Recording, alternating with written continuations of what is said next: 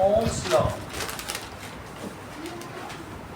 करना नहीं, बस बता रहा हूँ। State Ohm's law, draw circuit diagram,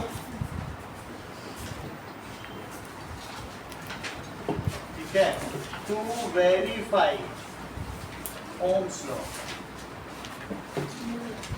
ठीक है, on the basis of observation,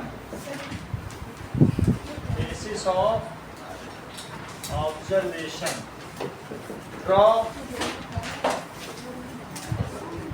graph, कौन सा graph, VI graph, on the basis of VI graph and interpret the graph and interpret the graph, ठीक है, इतना काम करना है। तो अब देखो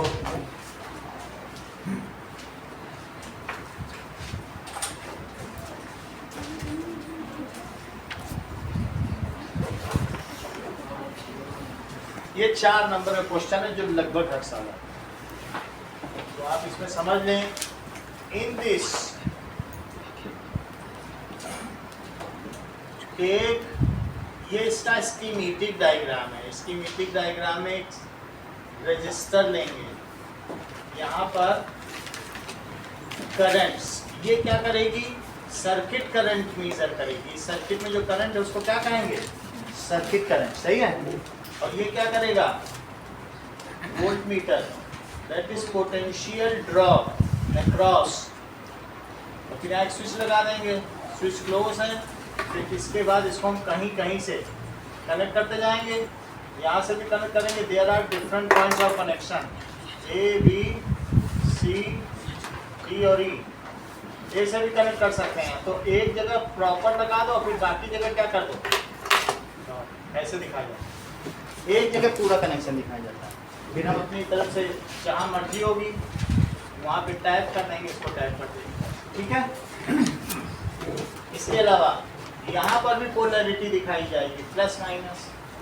सेल में पोलैरिटी दिखाई जाएगी, चाहे तो एन पे भी दिखा दोगे तो चल जाएगा, सही है, और नहीं तो इंडिविजुअल पर भी दिखा सकते हैं। इतनी बात हो गई। अब यहाँ से जो करंट आएगी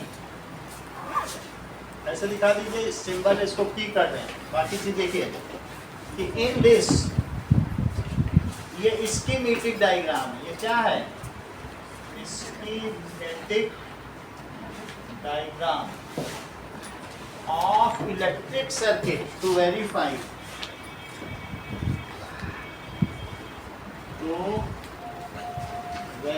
ओम्स लॉ। इसके लिए आपको क्या करना पड़ेगा, in this for different potential difference applied, अलग अलग पोटेंशियल डिफरेंस अप्लाई करेंगे, we get the circuit current.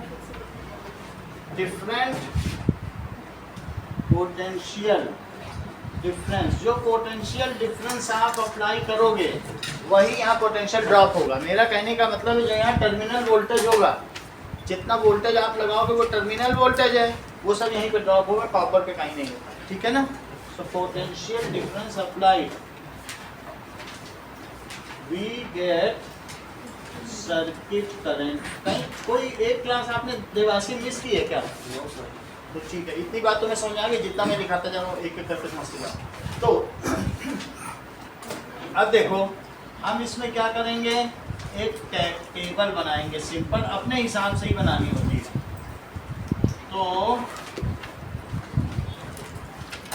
We लीजिए, जब कोई भी आप पोटेंशियल नहीं लगाओगे तो कितनी करंट मिलेगी, कोई करंट भी नहीं मिलेगी, सही है, कोई करंट नहीं मिलेगी। लेकिन अगर आपने 2 वोल्ट लगा दिया, से यू हैव अप्लाइड, ये सब 2 वोल्ट के हैं, तो सर 2 वोल्ट के आपने लगा दिए, तो यहाँ पर आपने माना 1 एम्पियर की करंट मिल रही है, ठीक है।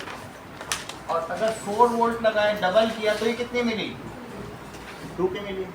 इतने ऑब्जर्वेशन से वंदना, क्या आप मुझे बता सकती हैं कि इस रजिस्टेंस का, रजिस्टर का रेजिस्टेंस क्या होगा? सिर्फ इतनी ही हमने अभी डिटेल। स्टार्टिंग करने को तो जो उसका है वो है, ऐसा नहीं होता। नल की जो रेजिस्टेंस है वो है, पानी ना भी हो चाहे हो, नल का तो जो वो हर्डल है वो है 2। तो दैट इज, इसके बाद आप क्या निकालेंगे, दैट इज आर की वैल्यू क्या होती है, V अपॉन आई। तो आप देखेंगे कि रेशो वही रह रहा है, इसको जब डबल कर दे रहे हैं तो ये भी डबल हो जा रहा है। तो इससे क्या पता चलता है कि the current flowing through the circuit is directly proportional to the potential difference apply, यही ओम्स लॉ है। If we double the potential difference then current is also double. अगर और क्लियर करना है तो ये इसका तरीका है, उसको डबल करने पे वो डबल हो जाएगा। And if it is half, potential difference is half, then the current flowing through that circuit will be half. यही ओम्स लॉ है, ठीक है। करंट वोल्टेज डबल करो तो करंट भी डबल हो जाए। इसी तरह 6 कर दो तो 3 हो जाएगा, और 8 कर दो तो 4 हो जाएगा। तो यहाँ वैल्यू देखो, इसमें ऐसे डैश लगा दो क्योंकि 0/0 तो कुछ होता नहीं। तो यहाँ आर की वैल्यू कितनी हो जाएगी, दैट इज 2 ओम, और यहाँ भी कितनी हो जाएगी, V/I करो, दैट इज 2 ओम, और यहाँ पर भी 2 ओम, और यहाँ पर भी 2 ओम। इससे क्या पता चल रहा है, इसके लिए आप एक ग्राफ ड्रॉ करें। ग्राफ में 1 2 3 4 और 2 4 6 8, और ये यहाँ पर एक यहाँ पॉइंट आ जाएगा, एक इन दोनों पे लोगे तो यहाँ से एक ऐसे और एक ऐसे, और एक यहाँ पर। हमेशा जो भी ये ग्राफ आप ड्रॉ करेंगे, आई नीचे दिखाना, V/Y एक्सिस पर ही रहेगा, ये ध्यान रखिएगा। और ये आई को एम्पियर लिखो और V को क्या लिखो, वोल्ट। उसकी फिजिकल क्वांटिटी भी है, उसकी यूनिट भी है, दोनों भी है। तो ये क्या हो जाएगा, 1 2 3 4 2 4 6 8, सही है। इतनी बात हो गई।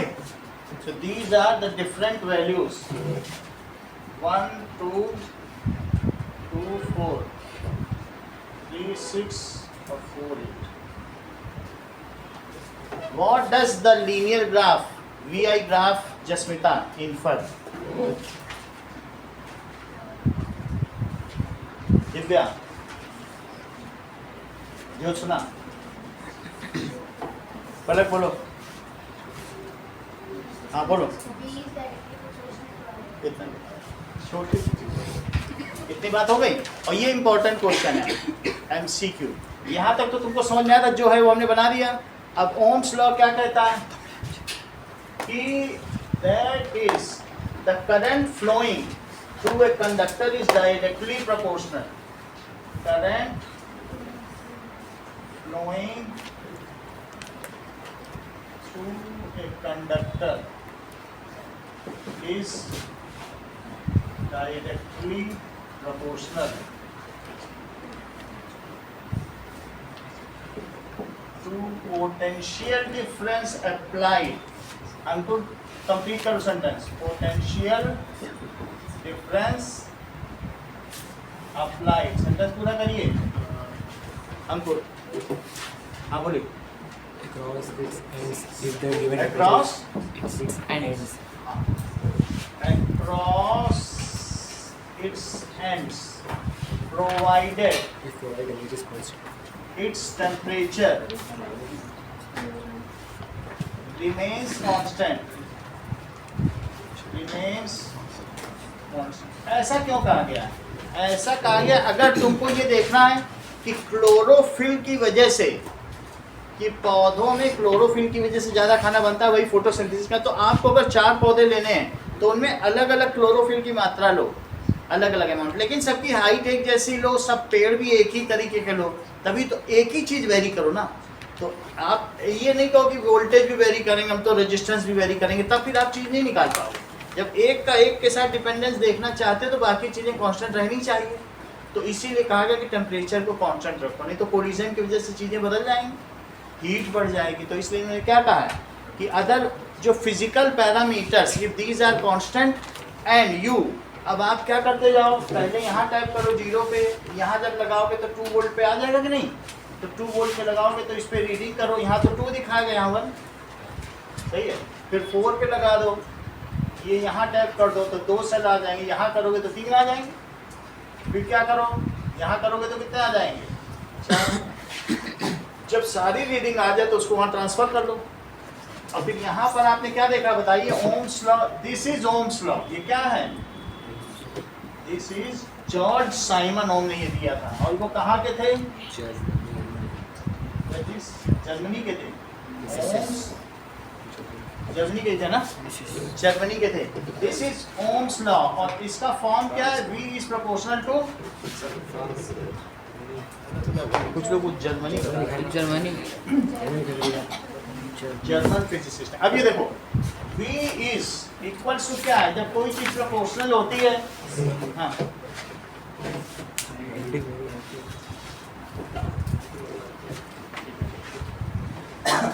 अब देखो V इज इक्वल टू क्या हुआ बताइए, IR। V is equal to IR। जब कोई चीज प्रोपोर्शनल है तो प्रोपोर्शनल का मतलब क्या है, देखो हम अगर हमारी हाइट बढ़ती तो मास भी बढ़ता है। So our mass is proportional to our height, ये तो तुम जानते हो। और इसी वजह से अगर हमारा देख लो BMI क्या होता है बताओ, बॉडी मास इंडेक्स। तो ये किसका किसका रेशो है, वेट और हाइट का है। तो वेट ऊपर रखते हैं मास, और जो भी हाइट होता है उसका स्क्वायर कर देते हैं। हाइट रखते हैं उसी का तो स्क्वायर करते हैं कि नहीं करते हैं। और फिर ये 18 आना चाहिए। तो ये एक रेशो है, जैसे तुम्हारा हाइट बढ़ेगी तो वैसे वैसे क्या बढ़ेगा बताओ, ये मीटर में ली जाएगी तो BMI हो जाएगा 18 से 24, जिसका वो आइडियल माना जाता है। तो अल्टीमेटली हाइट बढ़ने पर क्या हमारा मास बढ़ता होगा, बढ़ता ही होगा।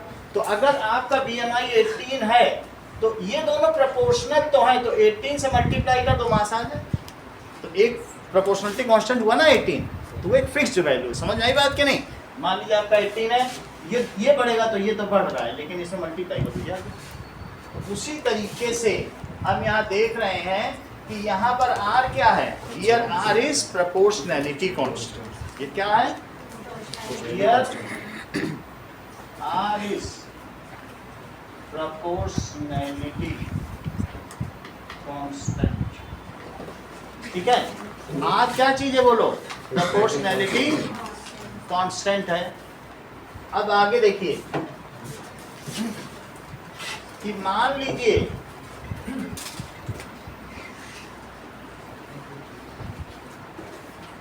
इतनी बात हो गई। सो R is proportionality constant. R क्या है, कांस्टेंट है, इट इज V/I। R क्या चीज है, V/I। It is the ratio of potential difference applied. और क्या है, अप्लाइड। और दूसरा क्या है, upon electric current flown. Electric current flown, इन दोनों का ratio. So potential difference applied और इलेक्ट्रिक करंट का रेशियो है, तो इसलिए it is called resistance of resistor. R को क्या कहा जाएगा, रेजिस्टेंस ऑफ रजिस्टर। जैसे कि अगर किसी भी फ्लास्क से पानी निकलना है तो ज़्यादा पोटेंशियल रखोगे तो ज़्यादा पानी निकलेगा, लेकिन इसमें नल का भी रोल है कि नल की विड्थ कितनी है, इसका डायमीटर कैसा है। तो वही रेजिस्टेंस है, पानी निकलेगा वो बात सही है, लेकिन ये रेजिस्टेंस है, ये V है, और ये क्या है बोलो, ये जो निकल रहा है पानी, दैट इज करंट है। This is the resistance of register. ये कुछ चीज़ों पे डिपेंड करेगा। एक बात मुझे बताओ कि क्या नहीं, इतना ही ये इसी क्वेश्चन के अंदर यहाँ तक है। अब बस एक चीज़ और बतानी है कि that is what you interpret from linearity of graph, जैसा कि जसमिता ने बताया। तो वो लीनियरिटी की और बात कर दें, लेकिन सबसे बड़ी बात है, मान लीजिए हम यहाँ पोटेंशियल बढ़ाते हैं, पोटेंशियल डिफरेंस, तो जस्मिता ये बताओ तो रेजिस्टेंस बढ़ेगा कि घटेगा। पोटेंशियल डिफरेंस बढ़ा दिया, बढ़ेगा। अदिति, ये बहुत अच्छा बता रही है अदिति। अदिति कह रही है अगर आप इसमें पानी ज्यादा बढ़ा करो या कम करो तो टोटी बढ़ेगी घटेगी। ये जादुई बात बताई अदिति ने। नहीं बताओ, टोटी भी कहीं बढ़ती या घटती? अरे तो तुम्हारे यहाँ कैंपर है, कैंपर देखने तो आज पानी पिया सही बात है कि नहीं? इट इज, जब तुमने एक बार बोल दिया कि ये प्रोपोर्शनलिटी कांस्टेंट है तो सवाल ही गलत पूछा जा रहा है आपसे, ना बढ़ेगा ना घटेगा। बोलो, आर डज नॉट डिपेंड, वो कांस्टेंट है उसका। मान लो दो सिमिलर ट्रायंगल है, वो उसका 3 गुना है, तो अल्टीमेटली तुम इसे बढ़ाओगे तो वो भी बढ़ जाएगा, लेकिन वो जो ट्रिपल टाइम का 3 है वो थोड़ी ना बदलने जा रहा है, वो तो उसकी प्रॉपर्टी की 3 गुना रहेगा, वो तो प्रोपोर्शनलिटी कांस्टेंट है। बोलो, बात समझ में आएगी नहीं? आर डज नॉट डिपेंड, वो कांस्टेंट है उस चीज का। It does not depend. अगर आपका BMI 18 है तो तुम छोटे से बड़ी हो जाओ, बिल्कुल बॉडी फिट है, वो 18 ही रहेगा, सबके लिए 18 रहेगा, क्योंकि हम उसी रेशो में बढ़ रहे हैं, हम अपने बॉडी की फिटनेस देख रहे हैं, तो 18 है। बॉडी भी बढ़ती जाएगी, मास भी बढ़ता जाएगा, लेकिन BMI बदला क्या? तो क्या R बदलेगा क्या? उसी तरीके से R is the proportionality constant. Question पूछा जाता है, it does not depend either on V, नल नहीं बढ़ेगा, चाहे ये बढ़ जाए चाहे बढ़ जाए, पानी कम ज़्यादा होता है, ठीक है, लेकिन फिर भी कुछ चीज़ों पे तो R डिपेंड करता है। वो कौन सी 3 चीज़ें हैं या कौन सी 4 चीज़ें हैं जिन पर डिपेंड करता है, वो हम सीखने। चलो, R does not depend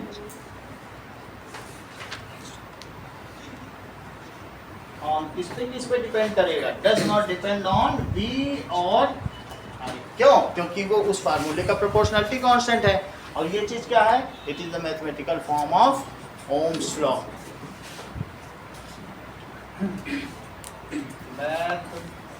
mathematical form of Ohm's law. The linear nature of VI graph denotes, ये क्या शो करता है बताओ?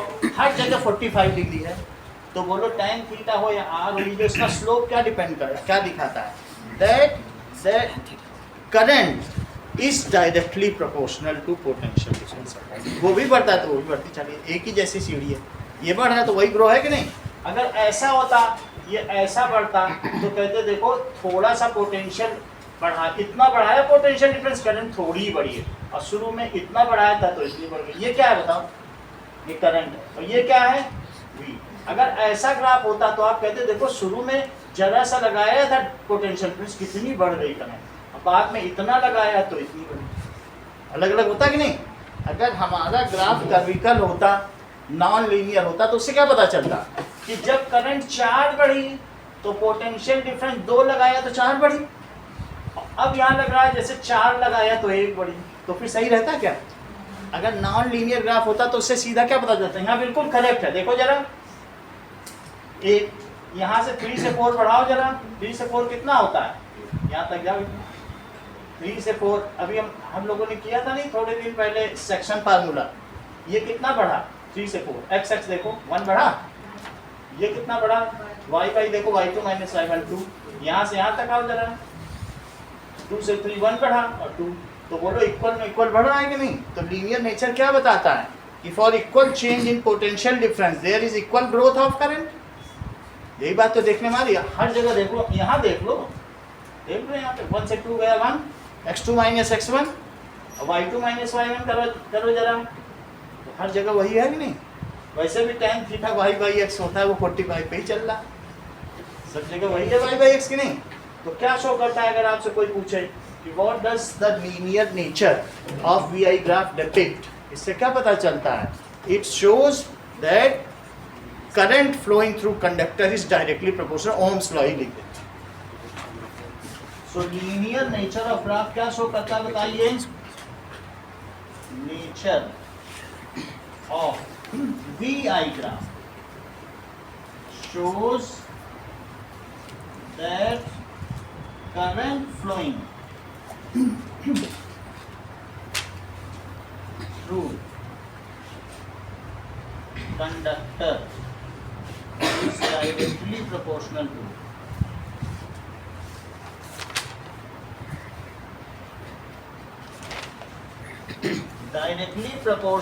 to potential difference applied across conductor.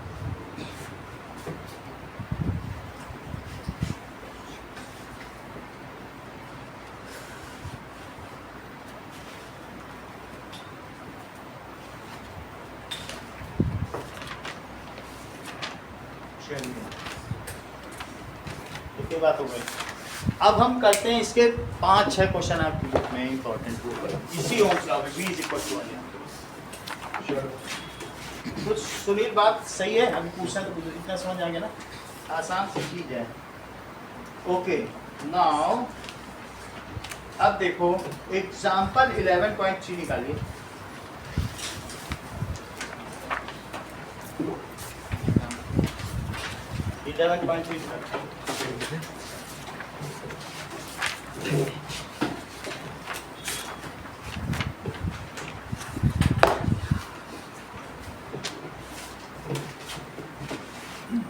कल आप लोगों की एक 11:30 से क्लास होगी साइंस की 1:45। ठीक है, अपना मैनेज कर लो, 5 चैप्टर है फ्री में पढ़ कर लो, ये जरूरी क्लास साइंस साइंस की होगी। एक ये कर लेंगे, एक दो और करेंगे तो तुम्हारा पूरा हो जाएगा। ठीक चलो आगे देखो 11.3 क्वेश्चन निकालो। क्वेश्चन एग्जाम्पल है, कौन सा है? 11.3 कह रहा है how much current will electric bulb draw. ये इलेक्ट्रिक बल्ब है सेल, लेकिन ये जो सेल है ना हमारी हाउस होल्ड को कई बार ऐसे भी डिनोट करते हैं। ये हाउस होल्ड सप्लाई 220 वोल्ट, इसको कैसे डिनोट करते हैं? House hold.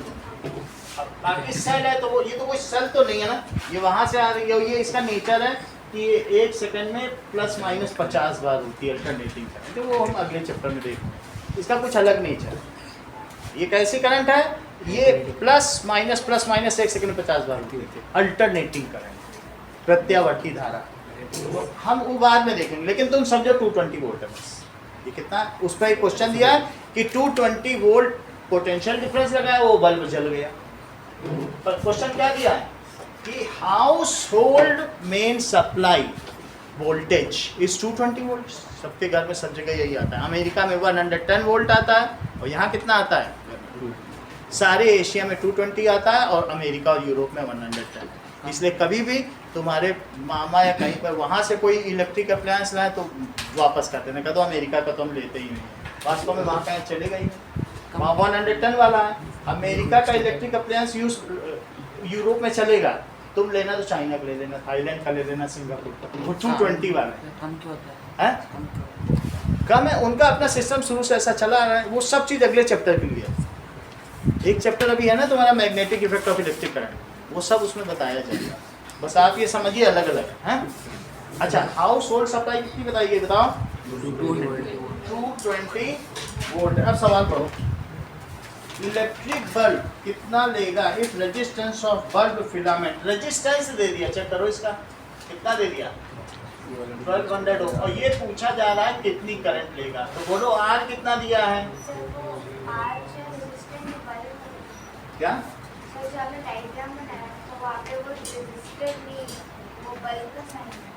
बल्ब भी तो है सर रजिस्टर है ना, बल्ब है। बल्ब तो बना तो दिया। ये तुम्हें ये सही नहीं लग रहा है तो फिर मैं ये कर दूँ, मैंने तो बता दिया ना तुमको। ये अब ठीक है। अच्छा बैठ बोलो बल्ब दिया, बल्ब का सिंबल कल सिखाया था कि नहीं? जब बल्ब है तो बल्ब ही तो करोगे, उसमें क्या बोला गया? पढ़ो सवाल। बल्ब फिलामेंट, बल्ब फिलामेंट है, बल्ब का भी रेजिस्टेंस होगा, पंखे का भी रेजिस्टेंस, हर चीज का रेजिस्टेंस, हर चीज में रेजिस्टेंस होगा। इलेक्ट्रिक अप्लायंस और रेजिस्टेंस वही चलते हैं, वो अगर करंट को रोकेंगे नहीं तो एनर्जी कैसे मिलेगी? उसी एनर्जी से दूर रखेगा। सही है, बल्ब का हमने सिंबल बनाया और तुम्हें ये ठीक लग रहा है, ये लगा दो नहीं। सही है। अब देखो रेजिस्टेंस बल्ब का कितना दिया है? 1200 ओम। बोलो इसका मेन सप्लाई का वोल्टेज कितना नाम दिया है? बताओ। तो V दिया है 220 वोल्ट। अब लिखो using Ohm's law, applying ohms law. Ohm's law, और हमसे पूछा क्या गया है? I कितना है? तो V is equals to IR। V कितना है? 220। I कितना है? नहीं पता। R कितना है? 1200। तो बोलो I कितना हो जाएगा? 220 अपॉन 1200। तो इससे क्या हो जाएगा? ये कट गया 11/60। 11/60 कितना होता है? 0.83 बार 0.83 दोनों पे बात है इसी में 3 पे है। इतने ampere. So the circuit current is 0 point, क्योंकि सिंगल एक ही रजिस्टर लगा है, तो इस पूरे सर्किट में तो एक ही करंट फ्लो करेगी, तो क्या कहेंगे द सर्किट करंट इज 0.83। 0.18 है, 1 है। 183 सर्किट करंट इज 0.183। अभी इसमें एक और सवाल है, ये तो ये पार्ट है, भी देखो how much current will electrical heater coil draw from A 220 volt source. ये भी वैसा ही सवाल है। अब इस बार कह रहा है कि अगर 100 ओम का है तो एक हीटर है 100 ओम का, तो कितनी करंट ड्रॉ करेगा? 2.2 अब चेक करें, that is R is equals to 100 ohm and V is equals to 220 volt. तो using Ohm's law, V is equals to IR. So V is I पूछा गया है कि उसमें कितनी सर्किट करंट फ्लो करेगी, तो 220 it is equals to I into 100. Now I will be 220 by 100, ये होगा। इससे आदित्य तुमको क्या पता चलता है, ये दो सवाल एक साथ क्यों दिए गए? इससे ये पता चलता है कि जो डिवाइस जितनी लोड ज़्यादा लेगी उसमें ज़्यादा करंट होगी, भारी डिवाइस बल्ब थोड़ी करंट ड्रॉ कर रहा है, और जो हैवी होगी जैसे एसी हो गया, ये तुम्हारा आयरन है, इसमें ज़्यादा क्यों? ये क्या है बताइए? दैट इज इलेक्ट्रिक आयरन था क्या कि हीटर? हीटर ज़्यादा नहीं। सो जो हैवियर डिवाइस हैं, तो वो जो लोड वाली डिवाइस होती हैं पावर वाली, ठीक है, they will extract more current, they will draw more, वो क्या करेंगे? ज़्यादा करंट लेंगे। अगला सवाल देखिए, एग्जाम्पल नंबर 11.4।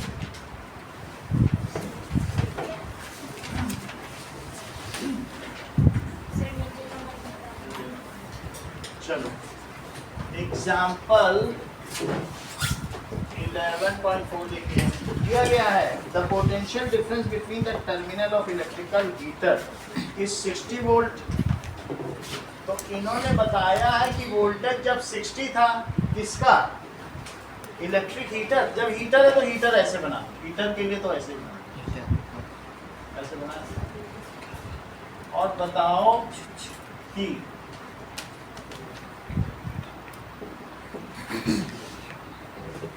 वोल्टेज 60 वोल्ट पे चलाया हमने हीटर, वो कितने वोल्ट पे चलाया? 60 वोल्ट। 60 वोल्ट, यानी अपने तरफ से बाहर से कहीं से सोर्स दिया होगा। 60 वोल्ट तो घर की सप्लाई नहीं होती, बाहर से आपने दिया। तो इसमें कितनी करंट ड्रॉ की बताओ? करंट कितनी ड्रॉ कर रहा है? 4 एम्पियर। और यही दूसरा केस है, अगर मान लो मैं इसको 120 वोल्ट पे चलाऊं, हमने अब ये सेल ही बदल दिया, या आप 2 सेल लगाए, ऐसी स्थिति में जब 2 सेल लगा दोगे तो कितने पे चलेगा? 120 भी चला दिया, 260 का लगा दो। तो वो पूछ रहा है कि अगर ऐसा करने पे ये 4 एम्पियर करंट ड्रॉ कर रहा है, तो यहाँ पर कितनी एम्पियर करंट ड्रॉ करेगा, ये पूछ। सही है? ये केस 1 है, दैट इज केस 1। और केस 2 में क्या किया? That is V is equals to 120 volt. तो I कितना है ये पूछा जा रहा है। अब देखो एक आंसर तो इन्होंने बता दिया, 8 किसने बताया? सही। इसको 3 तरीके से इस सवाल को करें। पहला मेथड इन्होंने तो क्या बताया कि एज पर ओम्स लॉ, ये मेथड नंबर 1 है, as per Ohm's law V is directly proportional to I। सही है? If potential difference is doubled, then the current is also doubled. So the current in case of 120 volt potential difference applied will be 8 ampere। सीधा लिखो, क्या होगा? So if potential difference applied is doubled, then current flowing in circuit, जो उसमें current flowing in circuit will also be doubled. ये बात समझ में आ गई? अगर विभव को मैंने दुगना कर दिया तो उसमें बहने वाली विद्युत धारा, जो परिपथ में बहने वाली विद्युत धारा, वो भी दुगनी हो जाएगी। ऐसा कौन कहते हैं? ओम कहते हैं। तो इस वजह से now the new current will be 8 ampere. पहला आंसर तो ये सही है, 2 नंबर के लिए पूरा सही। सो हाँ बताइए। सो अब बोलिए भाई, अच्छी जो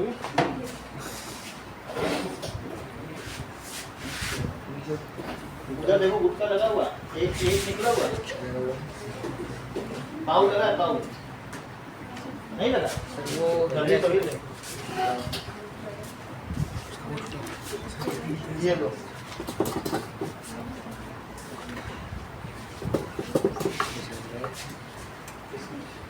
वो भी तो निकला हुआ है, दोनों तरफ निकला हुआ।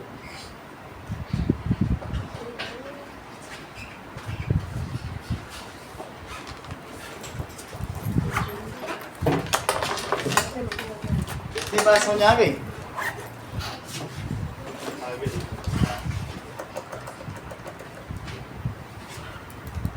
वो कहते हैं कृष्ण सुदामा से, हाय महादुख पाए सखा तुम आए इतने न कितने दिन खोए।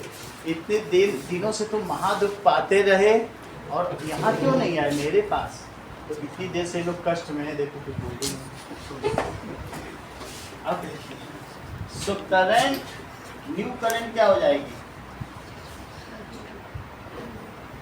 Is 8 ampere. पहली बात समझ में आ गई? दूसरा मेथड देखो। तो फिर ये स्टेट करना पड़ेगा, मतलब ओम्स लॉ। ये फिर ऐसे ही करना पड़ेगा। जो लिखने में दक्ष हैं, who are dexterous in writing, whose framing of sentence is good, they can do like this। ऐसे लिख देना। अच्छा, अगला मेथड क्या है बोलो? यूजिंग ओम्स लॉ क्या है? Ohms law V is equals to IR। तो बोलो पूजा, इसमें केस 1 लगाओ जरा। तो कैसे लगाएंगे? 60 किसके इक्वल है? 4 into R। तो R कितना हो गया? 60/4। तो कितना हो गया बोलो? रेजिस्टेंस कितना हो गया? तो मैं सिर्फ पूजा ये बताना है कि अगर मैंने वोल्टेज डबल कर दिया तो रेजिस्टेंस डबल होगा कि हाँ? टैलेंटेड हो वंदना, आप भी बताओ। ये भी टैलेंटेड है। ये लोग टोटी पे चक्कर पड़े, पानी भरा दो टोटी बढ़ गई। ये लोग जादुई लोग हैं। बोलो कांस्टेंट है। यही चीज तो समझनी इस चैप्टर में। ओम्स लॉ ही समझना है। ओम्स लॉ नहीं समझ पाए तो फिर क्या होगा? तो रेजिस्टेंस ये कांस्टेंट है, प्रोपोर्शनलिटी कांस्टेंट है, आर विल नॉट चेंज। तो ये कितना आ गया बोलो? तो 15 ओम है, तो यहाँ पे 15 ओम ही रहेगा। सो resistance of that is heater wire कितना है? It is resistance of heater wire. अब अगला देखो, अब केस 2 लो इसी में। तो केस 2 में क्या हो जाएगा? फिर से लगाओ, V is equals to IR। जहाँ पे ये V1 था और ये क्या था बोलो? I1R। और अब ये क्या हो जाएगा? V2 is equals to I2R। V2 कितना बताओ? 120। I कितना है? I दिया नहीं दिया है? क्या R तक आपको पता चल चुका है? 15। वो तो वही है, सर्किट वही है, बस आपने सेल बदल दिए, सेल बढ़ा दिए। तो दैट इज 15 into I2। तो बोलो I2 कितना आ जाएगा? 120/15। तो ये कितना आ गया? तो new current will be 8 ampere. लेकिन अंकुर राज इस मेथड को पसंद नहीं करते, तो उन्होंने एक नया मेथड निकाला।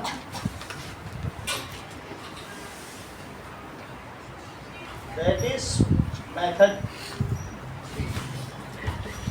देखो ओम्स लॉ क्या कहता है? V1 इज इक्वल टू क्या है बोलो? I1R। R तो नहीं बदलेगा, अभी पूजा से कंफर्म कर लिया, बोलिए R तो नहीं बदल सकता, बोला कि नहीं? V2 क्या है बताओ? आई टू आर I2R, और दोनों को डिवाइड कर दो तो क्या हो जाएगा बताइए, अगले स्टेप में कर दो।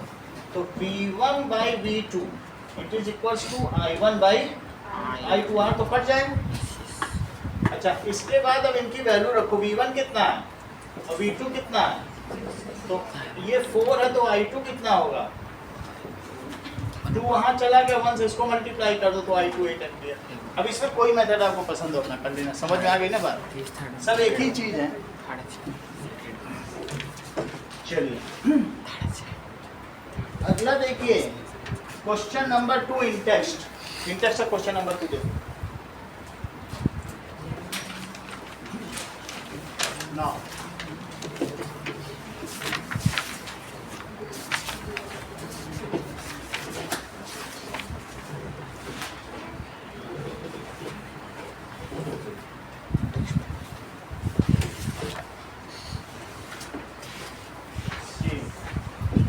टेक्स्ट क्वेश्चन क्या कह रहा है, will current flow more easily through a thick wire और थिन वायर। अगला देखिए क्वेश्चन नंबर 3 देखो, 2 नहीं देखे 3 देखो। Let the resistance of electrical component remain constant while the potential difference decreases to half. ये बताइए कि उतना let the resistance of wire remains constant and potential difference is decreased to half। potential difference आधा कर दे, 60 का था, मान लो तुमसे कर दो नहीं आधा कर दो, 30 वोल्ट का सेल लगा। तो अब क्वेश्चन आपसे पूछा जा रहा है, now what change will occur in the current flowing through the circuit।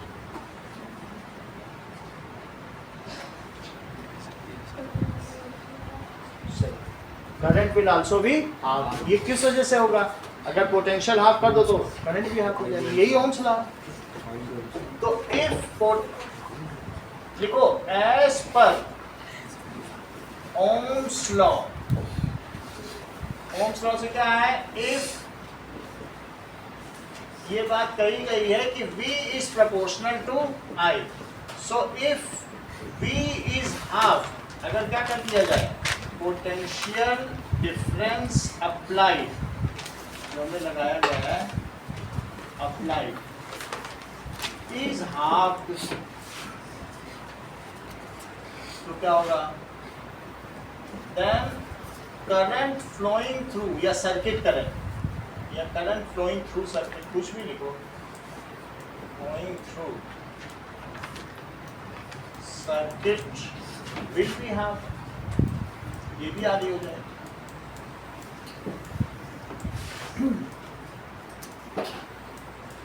आगे देखिए एक्सरसाइज में आ जाओ।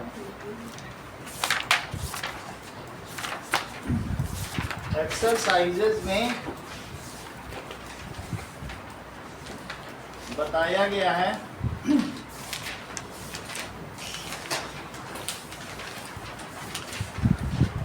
Question number 5, how is the voltmeter connected to circuit, the potential difference between 2 points। so voltmeter is connected parallel to, Sunil किसके parallel किया जाएगा, हाँ parallel to connected किया जाएगा, रेजिस्टेंस तो उसकी फिजिकल क्वांटिटी है, रजिस्टर, ये है रजिस्टर, पैरेलल टू रजिस्टर, किसके पैरेलल कनेक्ट किया जाएगा, अब इस रजिस्टर का रेजिस्टेंस होगा, उसकी वैल्यू आ, ठीक है कि नहीं, तो हमें कनेक्ट तो इसी का करना पड़ेगा ना, रजिस्टर की, ठीक है। तो पैरेलल टू, और इसमें देखो 10 ओम लिखा है, इसका रेजिस्टेंस कितना है, जिस रेटिंग का चाहोगे तो मिल जाएगा, ये 50 में मिल जाएगा, 20 रुपए से 25 रुपए के बीच मिल जाएगा, ठीक है। तो ये कितने ओम का है, 10 ओम का है। नाइक्रोम वायर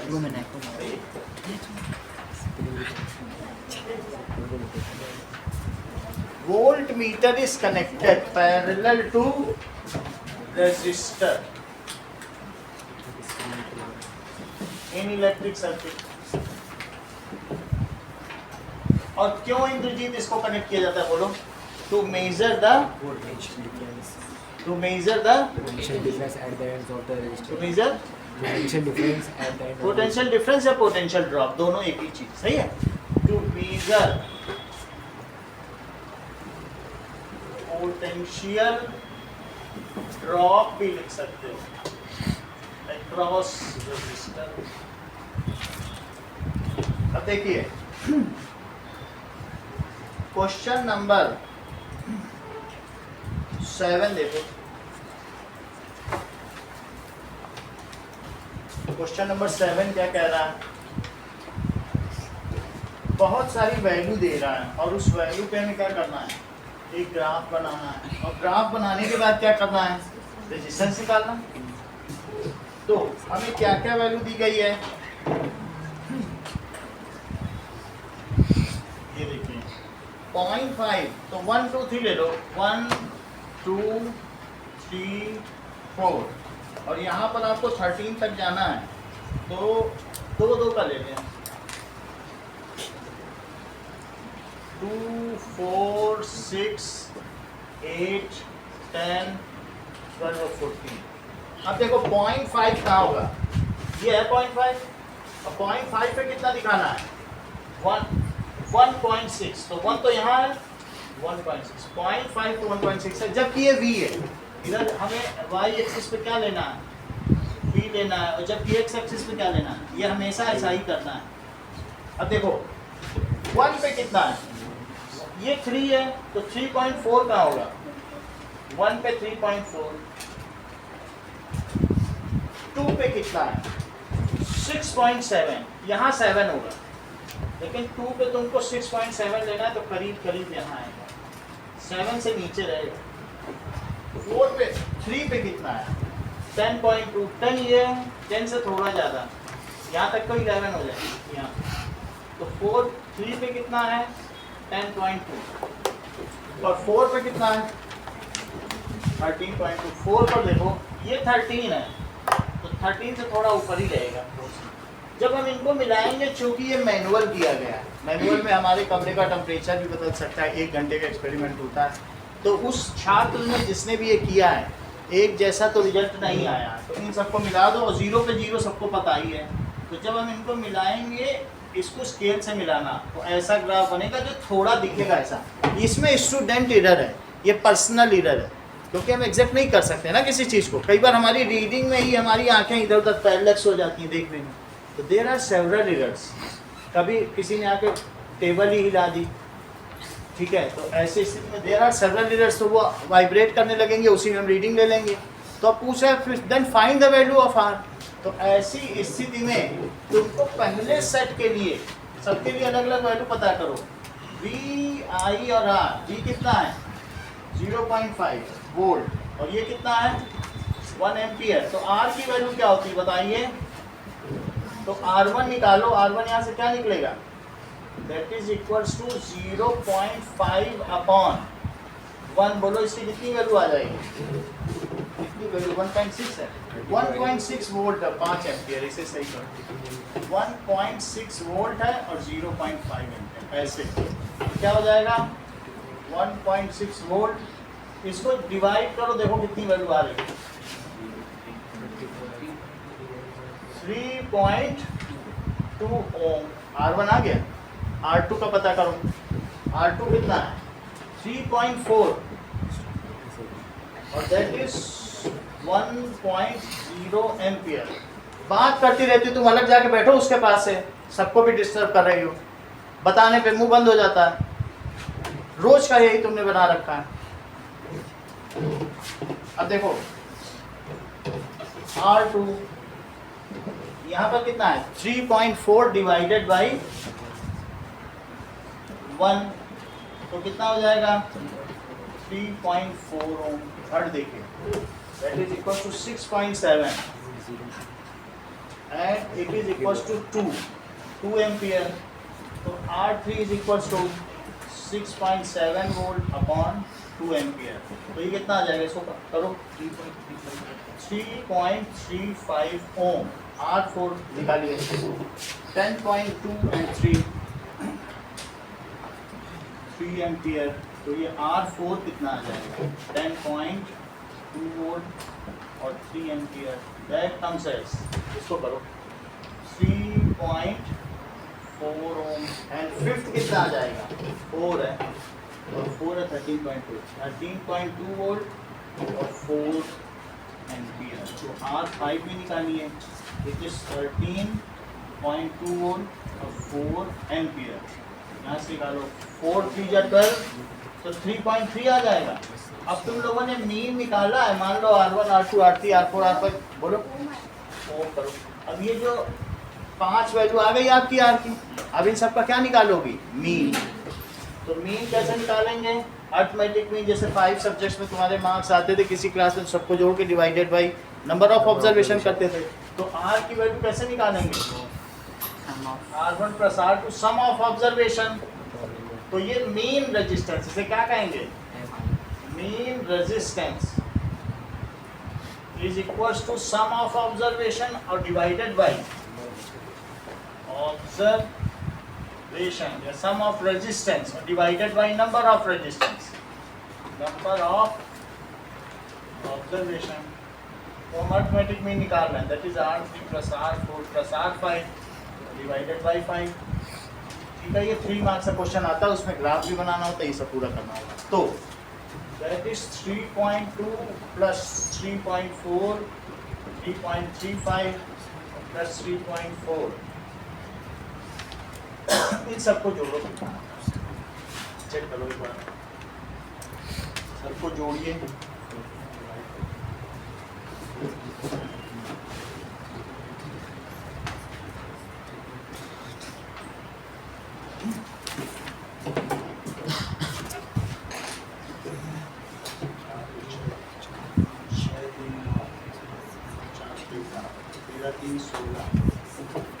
हो गया, यहाँ 6 हो गया होगा, 16 16.65/5 तो कितना आ जाएगा 5 3 जा 15, फिर 5 3 जा 15, फिर 5 3 जा 15, ऐसा आ गया। तो इतने ओम आ गया।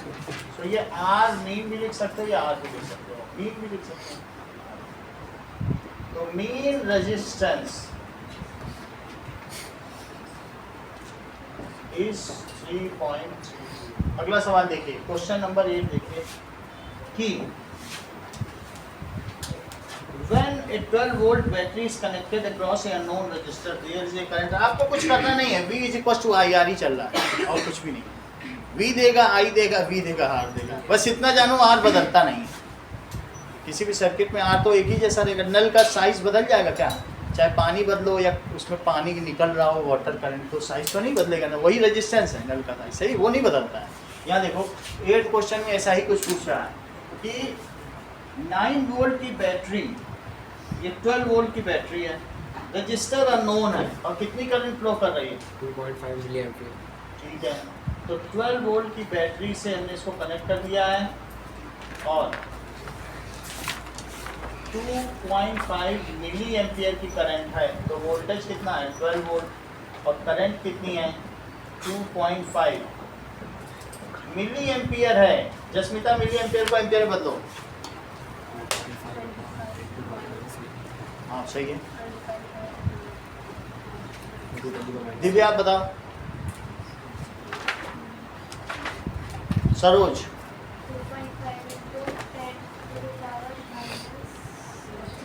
सही है। मिली एम्पेयर से एम्पेयर बदलना है तो 1000 से डिवाइड कर दो। मिली का मतलब क्या होता है, जब आपसे कोई कहे मिली तो इसका मतलब है 1000 ऑफ समथिंग। जब कोई कहे सेंटी तो 1/100 ऑफ समथिंग। जब डेसी कह दे तो 1/10 ऑफ समथिंग। तो उन्होंने कहा मिली ऑफ एम्पियर तो 1000 ऑफ एम्पियर। मिली एम्पियर का क्या मतलब हुआ 1000 ऑफ एम्पियर। तो 1000 अल्टीमेटली होता क्या है 10⁻⁻3। सही नहीं? तो क्या लिख देंगे बोलो, मिली लिखा है तो 1000 यही लगा दो, फिर क्या हो जाएगा 2.5 × 10⁻⁻3। कितनी बात होगी। हमें V और I दिया है तो यूजिंग ओम्स लॉ,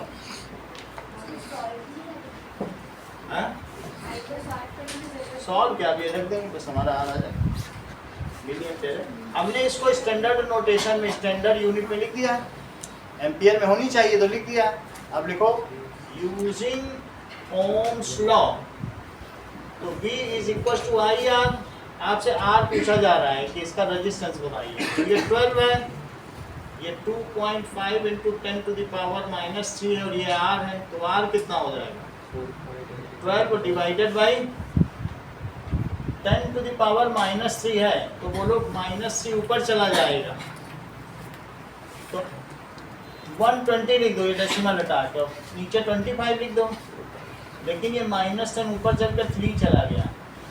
अब इससे इसको कट करो 4.8 कितना 4.8 आ रहा है, 4.8 तो 5 से कट कर लो, 5 5 जा और 5 2 जा 10 24 और 4.8 आ जाएगा इंटू 10 टू द पावर 3 ओम, तो उसका जो रेजिस्टेंस है 4800 ओम, कितना हो गया 4800 ओम। ये हमने साइंटिफिक नोटेशन में लिखा, ऐसे ही हमें लिखना भी। चलो अब हम लोग आते हैं अपने अगले डायग्राम की ओर। अगले डायग्राम का मतलब है 11.4 फिगर देखो, अब तुम्हारे बुक में एक डायग्राम बना हुआ है, इसके बारे में हम लोग देखें।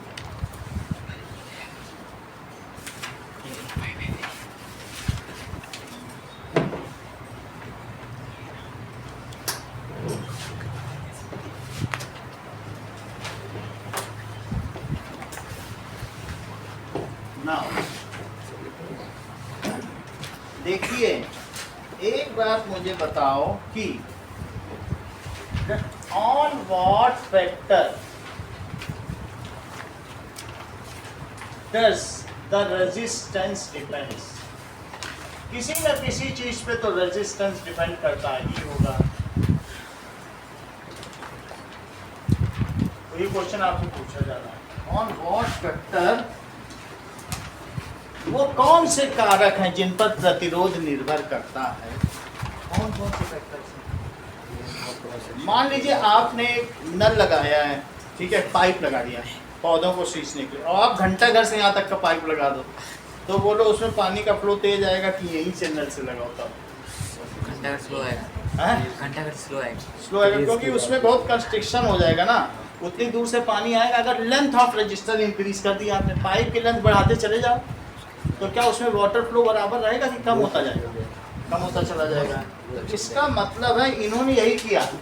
जरा देखिए जो आपका डायग्राम है उसमें जो रजिस्टर है, एक बार में ये वाली एक्टिविटी देखो, उन्होंने डबल कर दिया। क्या किया बताओ, डबल कर दिया, सही है, ले लेंगे। ये देखो, हाँ टेम्परेचर ठीक है। इस वाले डायग्राम को निकाला,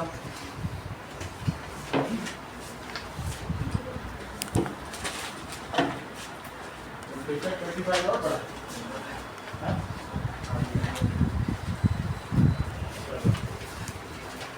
अब देखो हमने क्या किया, एक सर्किट है, तो सर्किट में एक हमने इतना बड़ा वायर लिया, बाकी तो कॉपर है, और अब मैं क्या कर रहा हूँ, बिल्कुल बेसिक सर्किट है, मैं कह रहा हूँ नहीं मैं इसका डबल लेंथ लगाऊंगा, उससे क्या हो जाएगा बोलो, अगर इसकी लेंथ है ना इसकी 2L लेगी, तो तुमको क्या लगता है पलक, इसमें करंट क्या बढ़ जाएगी कि कम हो जाएगी, कि कुछ भी नहीं होगा। मान लो दोनों में 2 वोल्ट ही है, लेकिन रेजिस्टेंस तुमने लगा दिया ज़्यादा बड़ा, तो क्या होगा, कम हो जाएगी। मान लो तुम्हारा इंडिया गेट है, सब सारी परेड चल रही है, और तुम कहो नहीं अब तुम्हें चांदनी चौक से भी गुजरना, सरोजनी नगर से भी गुजरना। पहले चांदनी चौक से गुजरा करती थी, अब तुमने हर्डल बड़ा कर दिया, जब गलियों से ही गुजारोगे तो परेड क्या पहुंच पाएगी, थोड़े ही थोड़े आदमी पहुंचेंगे। तो इसलिए if the length of register is doubled then the resistance of register also doubles. Length of register double कर दोगे तो डायरेक्टली प्रोपोर्शनल हुआ। 4 फैक्टर पर डिपेंड करती, पहली बात बता दी, if length of register is doubled then क्या होगा बोलो, resistance of resistor is double. कहने का मतलब है V पर तो इंडिपेंडेंट है और I पे भी इंडिपेंडेंट है, लेकिन कुछ चीज़ों पर निर्भर करता है। तो on what factor R is directly proportional to N। अब अगली चीज़ देखिए पूजा, मान लीजिए बहुत पतला सा रेजिस्टेंस है, आपने क्या किया कि बिल्कुल पतला कॉपर वायर है, कॉपर ले लो और किसी का, आप उसको बहुत बड़ा कर दो, इतना बड़ा क्रॉस सेक्शन एरिया बढ़ा दिया, लेंथ नहीं बढ़ाई। तो पूजा आपको क्या लगता है ऐसे केस में क्या करंट बढ़ सकती कि घट सकती है? आपने इसकी जो क्रॉस सेक्शन है ना, ये एरिया वो बड़ा कर दिया। पहले पतला कॉपर वायर था, आपने इतने मोटे चौड़े चौड़े कॉपर के स्ट्रिप लगा, तो ऐसे में क्या होगा, करंट बढ़ेगी कि कम हो सकती है? बढ़ जाएगी। क्यों? क्योंकि क्रॉस सेक्शन एरिया अगर बढ़ेगा तो रेजिस्टेंस कम हो जाएगा। अब आराम से जा सकते। अब रेजिस्टेंस का मतलब क्या है? हर्डल होता है ना, रेजिस्टेंस क्या होता है? यहाँ हर्डल बढ़ गया, लेंथ बढ़ी तो क्या हो गया, रेजिस्टेंस बढ़ गया। हर्डल, आप लंबा पाइप लोगे तो रेजिस्टेंस बढ़ा, तभी तो पानी नहीं आ रहा। अब बोलो अगर मैं कहूँ नहीं चौड़ा पाइप ले लो, पानी ऐसे आएगा, करंट, वाटर करंट की बात सोचो ना, बहुत मैं चौड़ा पाइप दे दूँ आपको, ये तो इससे कनेक्ट करो। तो दो चीज़ें मैं कह रहा हूँ कि एक तो है कि इससे जो मैं पाइप लगवा रहा हूँ आपसे कह रहा हूँ नहीं इतना ही पाइप रहेगा, और दूसरे में कह रहा हूँ नहीं ऐसा नहीं, तुम इतना पाइप लो। तो वो लोग क्रॉस सेक्शन एरिया बढ़ा दोगे तो जो वाटर करंट है क्या वो बढ़ेगी कि कम हो जाएगी? वाटर, इसका मतलब वाटर बढ़ जाएगा, तो रेजिस्टेंस तो घट गया ना, तभी तो वो बढ़ा। That means resistance is inversely proportional. Resistance कम होगा तो ज़्यादा पानी निकलेगा। तो मैं क्या कह रहा हूँ, if cross section area increases then resistance, Sneha Kumari, decreases. अगर आप चौड़े चौड़े कॉपर के स्ट्रिप इतने मोटे मोटे ले लो और एक बिल्कुल पतला तार लो, तो बोलो इसमें से आराम से करंट फ्लो करेगी कि पतले तार? किसका रेजिस्टेंस ज़्यादा होगा? रेजिस्टेंस किसका ज़्यादा होगा, इसका कि उसका? किसका कहाँ ज़्यादा होगा? रेजिस्टेंस का मतलब तुम करंट समझ रही हो क्या? बोलो, इसका रेजिस्टेंस कम होगा, ठीक है? ये बात तो मैं समझ में आ गई। एरिया बढ़ता तो सर रेजिस्टेंस नहीं बढ़ेगा। एरिया अगर तुम बढ़ गया, देखो तुम्हारा एरिया, तुमने इतना मोटा कॉपर वायर ले लिया, तो अगर तुमने, सारी बात यहाँ पर है कि एक चीज तुमने क्या की बताओ, पाइप की लेंथ इतनी लंबी कर दी, लेंथ बढ़ाई, अगर लेंथ बढ़ा दी तो क्या हुआ बताओ? अब बोलो।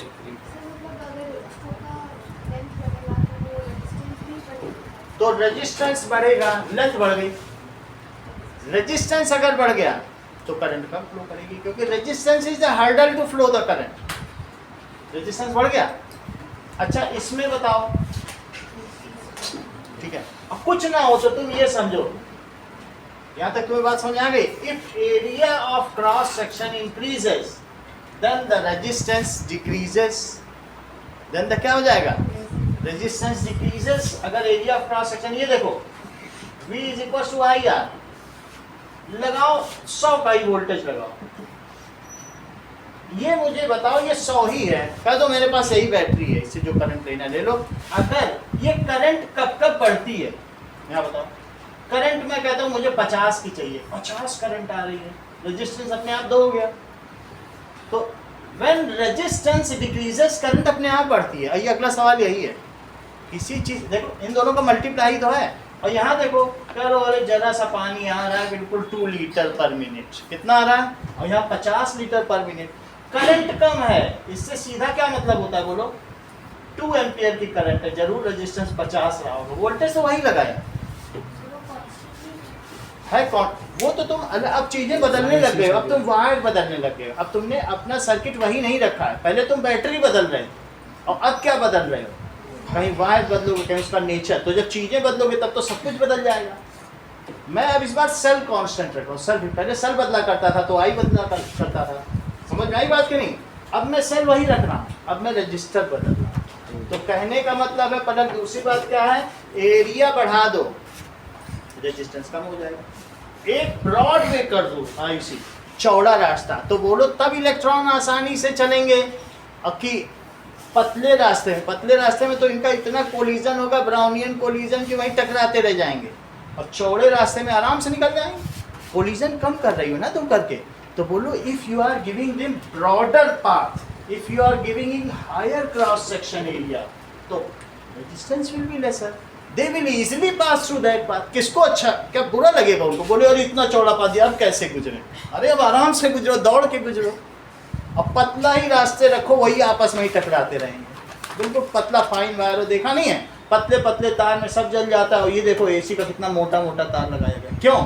ज़्यादा करंट चाहिए तो मोटा मोटा बल्ब के लिए चल जाए, सही है कि नहीं? कहने का मतलब है if you are giving facilitating a broader path, तो क्या वो तुम उनको रेजिस्टेंस बढ़ा रही हो? क्या नहीं बढ़ा रही हो। You if you are giving them more cross section area, electron will pass more easily, hurdle will be low, so resistance will be low. If resistor is long, then electron will suffer double collision, triple collision, जितना लंबा करो। क्योंकि मैं उसकी बात कर रहा हूँ जो टंगस्टन वाले, इसकी बात कर रहा हूँ, कॉपर की तो बात ही नहीं कर रहा, इसकी बात कर रहा हूँ जो थोड़ा हर्डल करता है। लंबा कर दिए तो अब उनके कोलिजन बढ़ नहीं जाएंगे। Length is double, resistance is double, area is double. इसको डबल करो, इनवर्सली प्रोपोर्शनल, इसको क्या कहते हैं? Resistance is directly proportional to length, resistance is inversely proportional to area. हम लोगों के साथ भी यही होता है, चौड़ी सड़क पे कितनी तेज भागते हैं, पानी के साथ भी यही होता है, और वही करंट के साथ भी। ये तो जाने का रास्ता है, ये तो ट्रैवल है ना, इलेक्ट्रॉन को भी तो ट्रैवल ही तो करना है। तो क्या लिखोगी बताओ? If area of cross resistance is inversely proportional to area of cross section. सही है, देखो चीज को, resistance is inversely proportional area of cross section. Check करिए, इसका मतलब क्या है? एक पॉइंट मैंने ये बताया और दूसरा क्या बताया? इन दोनों को कंबाइन कर दो। जो दो चीजें बताई हैं, एक ये और एक ये, जरा कंबाइन तो करो। तो R डायरेक्टली प्रोपोर्शनल है L के और इनवर्सली प्रोपोर्शनल है A के। आगे बढ़िए। तो सरोज, अब इसमें प्रोपोर्शनलिटी कांस्टेंट भी चाहिए, इसमें कुछ तो चाहिए ना। तो अब आगे देखिए,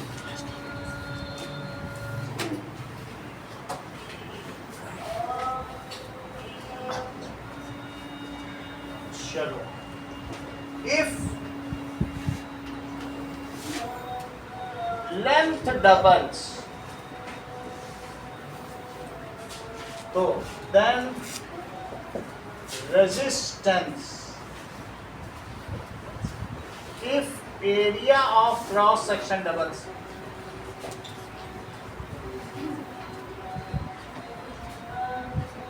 रेजिस्टेंस क्या हो जाएगा? is half. If voltage doubles, then resistance. If current doubles,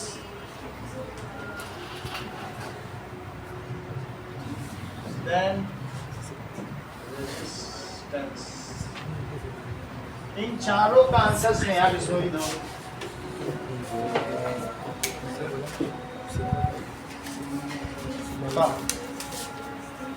पहले का आंसर दो।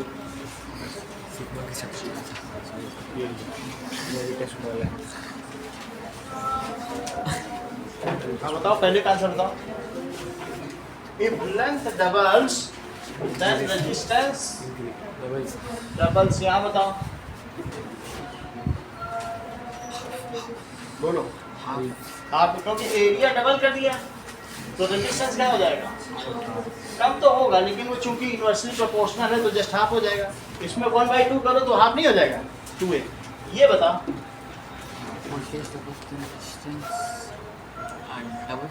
ये ठीक है। कह रहे हैं जब वोल्टेज बढ़ा तो टोटी बढ़ जाती, कट जाती। ये रबड़ की टोटी लगा, सिलिकॉन की नहीं होती, जो कैसे फूल गई है जो कांस्टेंट डज नॉट चेंज। वो हो ही नहीं सकता। हम लोगों ने कितनी बार हम लोगों ने कैंपर से पानी पिया, कभी होता है क्या?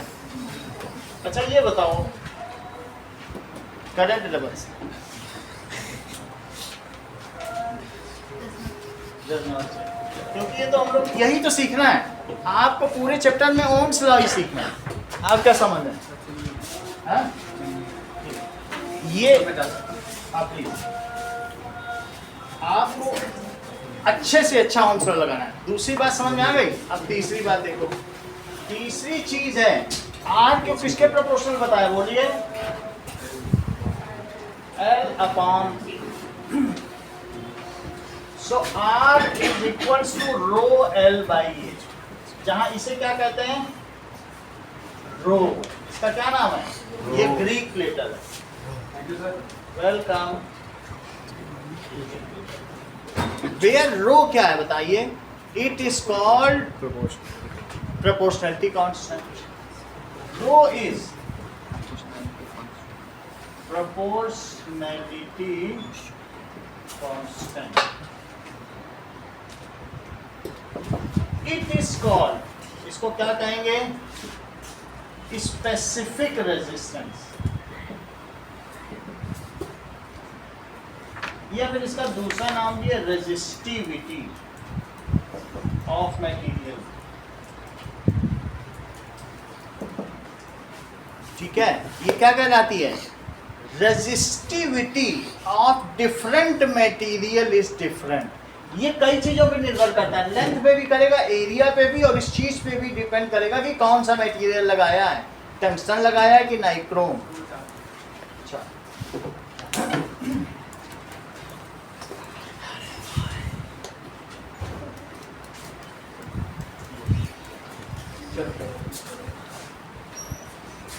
अब देखो रो क्या चीज है, बोलो? रो किस पे डिपेंड करेगा? ये मुझे बताओ कि रो आर पे डिपेंड करेगा अंकुर राज की एल पे की एल?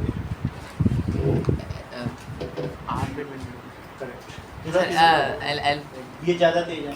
इन्होंने कैसे पकड़ लिया? बोला सर ये तो प्रोपोर्शनलिटी कांस्टेंट है, आप तो शुरू से यही 1 घंटे से बता रहे हैं।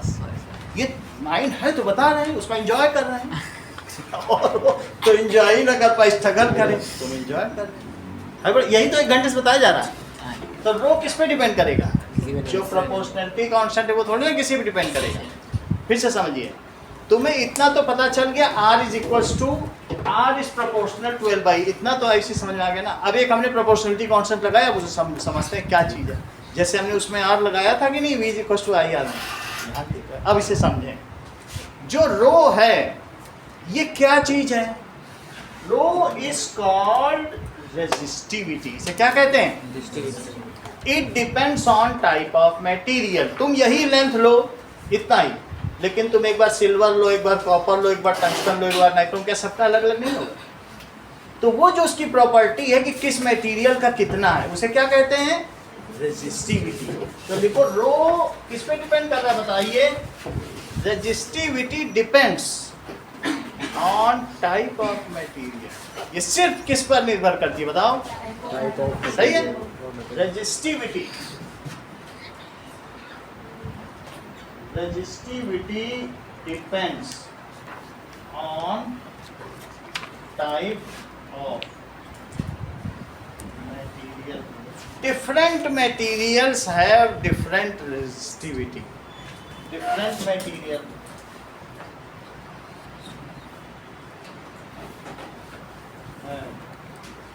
Different resistivity.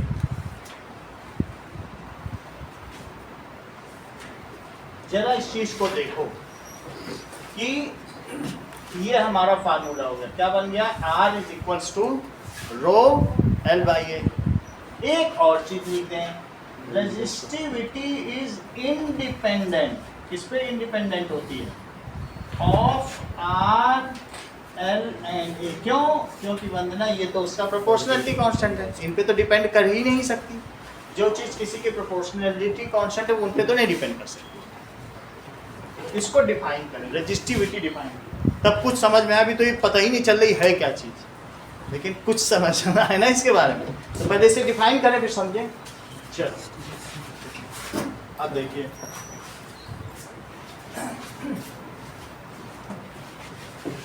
पहले ये बताइए पलक कि रो का फार्मूला जरा इससे बना के दे उनको। कैसे बनाओगी? रो का फार्मूला बनाइए। सही है, दैट इज रो यहीं रहने दो और आर के पास क्या ले आओ। देखो R is equal to rho L by A. तो ज्योत्सना रो क्या हो गया बताओ जरा? R A by. ये सही है, यहाँ तक ठीक हो गया। अब देखिए, मान लीजिए आपने एक ऐसा वायर लिया और इसको 1 मीटर स्क्वायर और इसकी लेंथ कितनी ले लो? 1 मीटर। यहाँ तक सही है? ओके, अब इसको क्या करिए,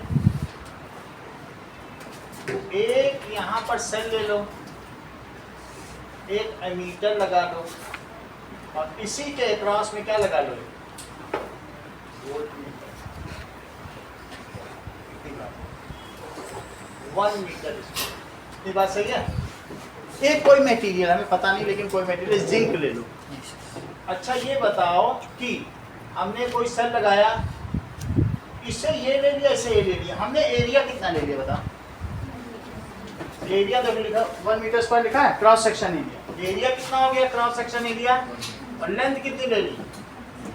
1 मीटर। और इसके बाद ये दोनों इसका पुट करो जरा, तो R इंटू 1 मीटर स्क्वायर और upon 1 metre it is equal to resistivity. ये सब कट गया तो R के रो किसके इक्वल हो गया बोलो? R के इक्वल हो गया। पहले सुनो फिर बोलना। रेजिस्टिविटी ऑफ ए मटेरियल, किसी को भी ले सकते हो, मैंने अभी अभी जिंक लिया, कुछ भी ले लो। Resistivity of a material of unit length and unit cross sectional area. Resistivity of a material किसके इक्वल होती है? Is equal to its resistance. अगर मान लीजिए मैं इनकी रीडिंग बता रहा हूँ, दैट इज इसकी रीडिंग 2 एम्पियर आई है और ये 16 वोल्ट है, सही है? ध्यान लीजिएगा। तो आप मुझे इसका सिर्फ ये बता दीजिए कि जिंक की रेजिस्टिविटी क्या होगी। अदिति बताओ।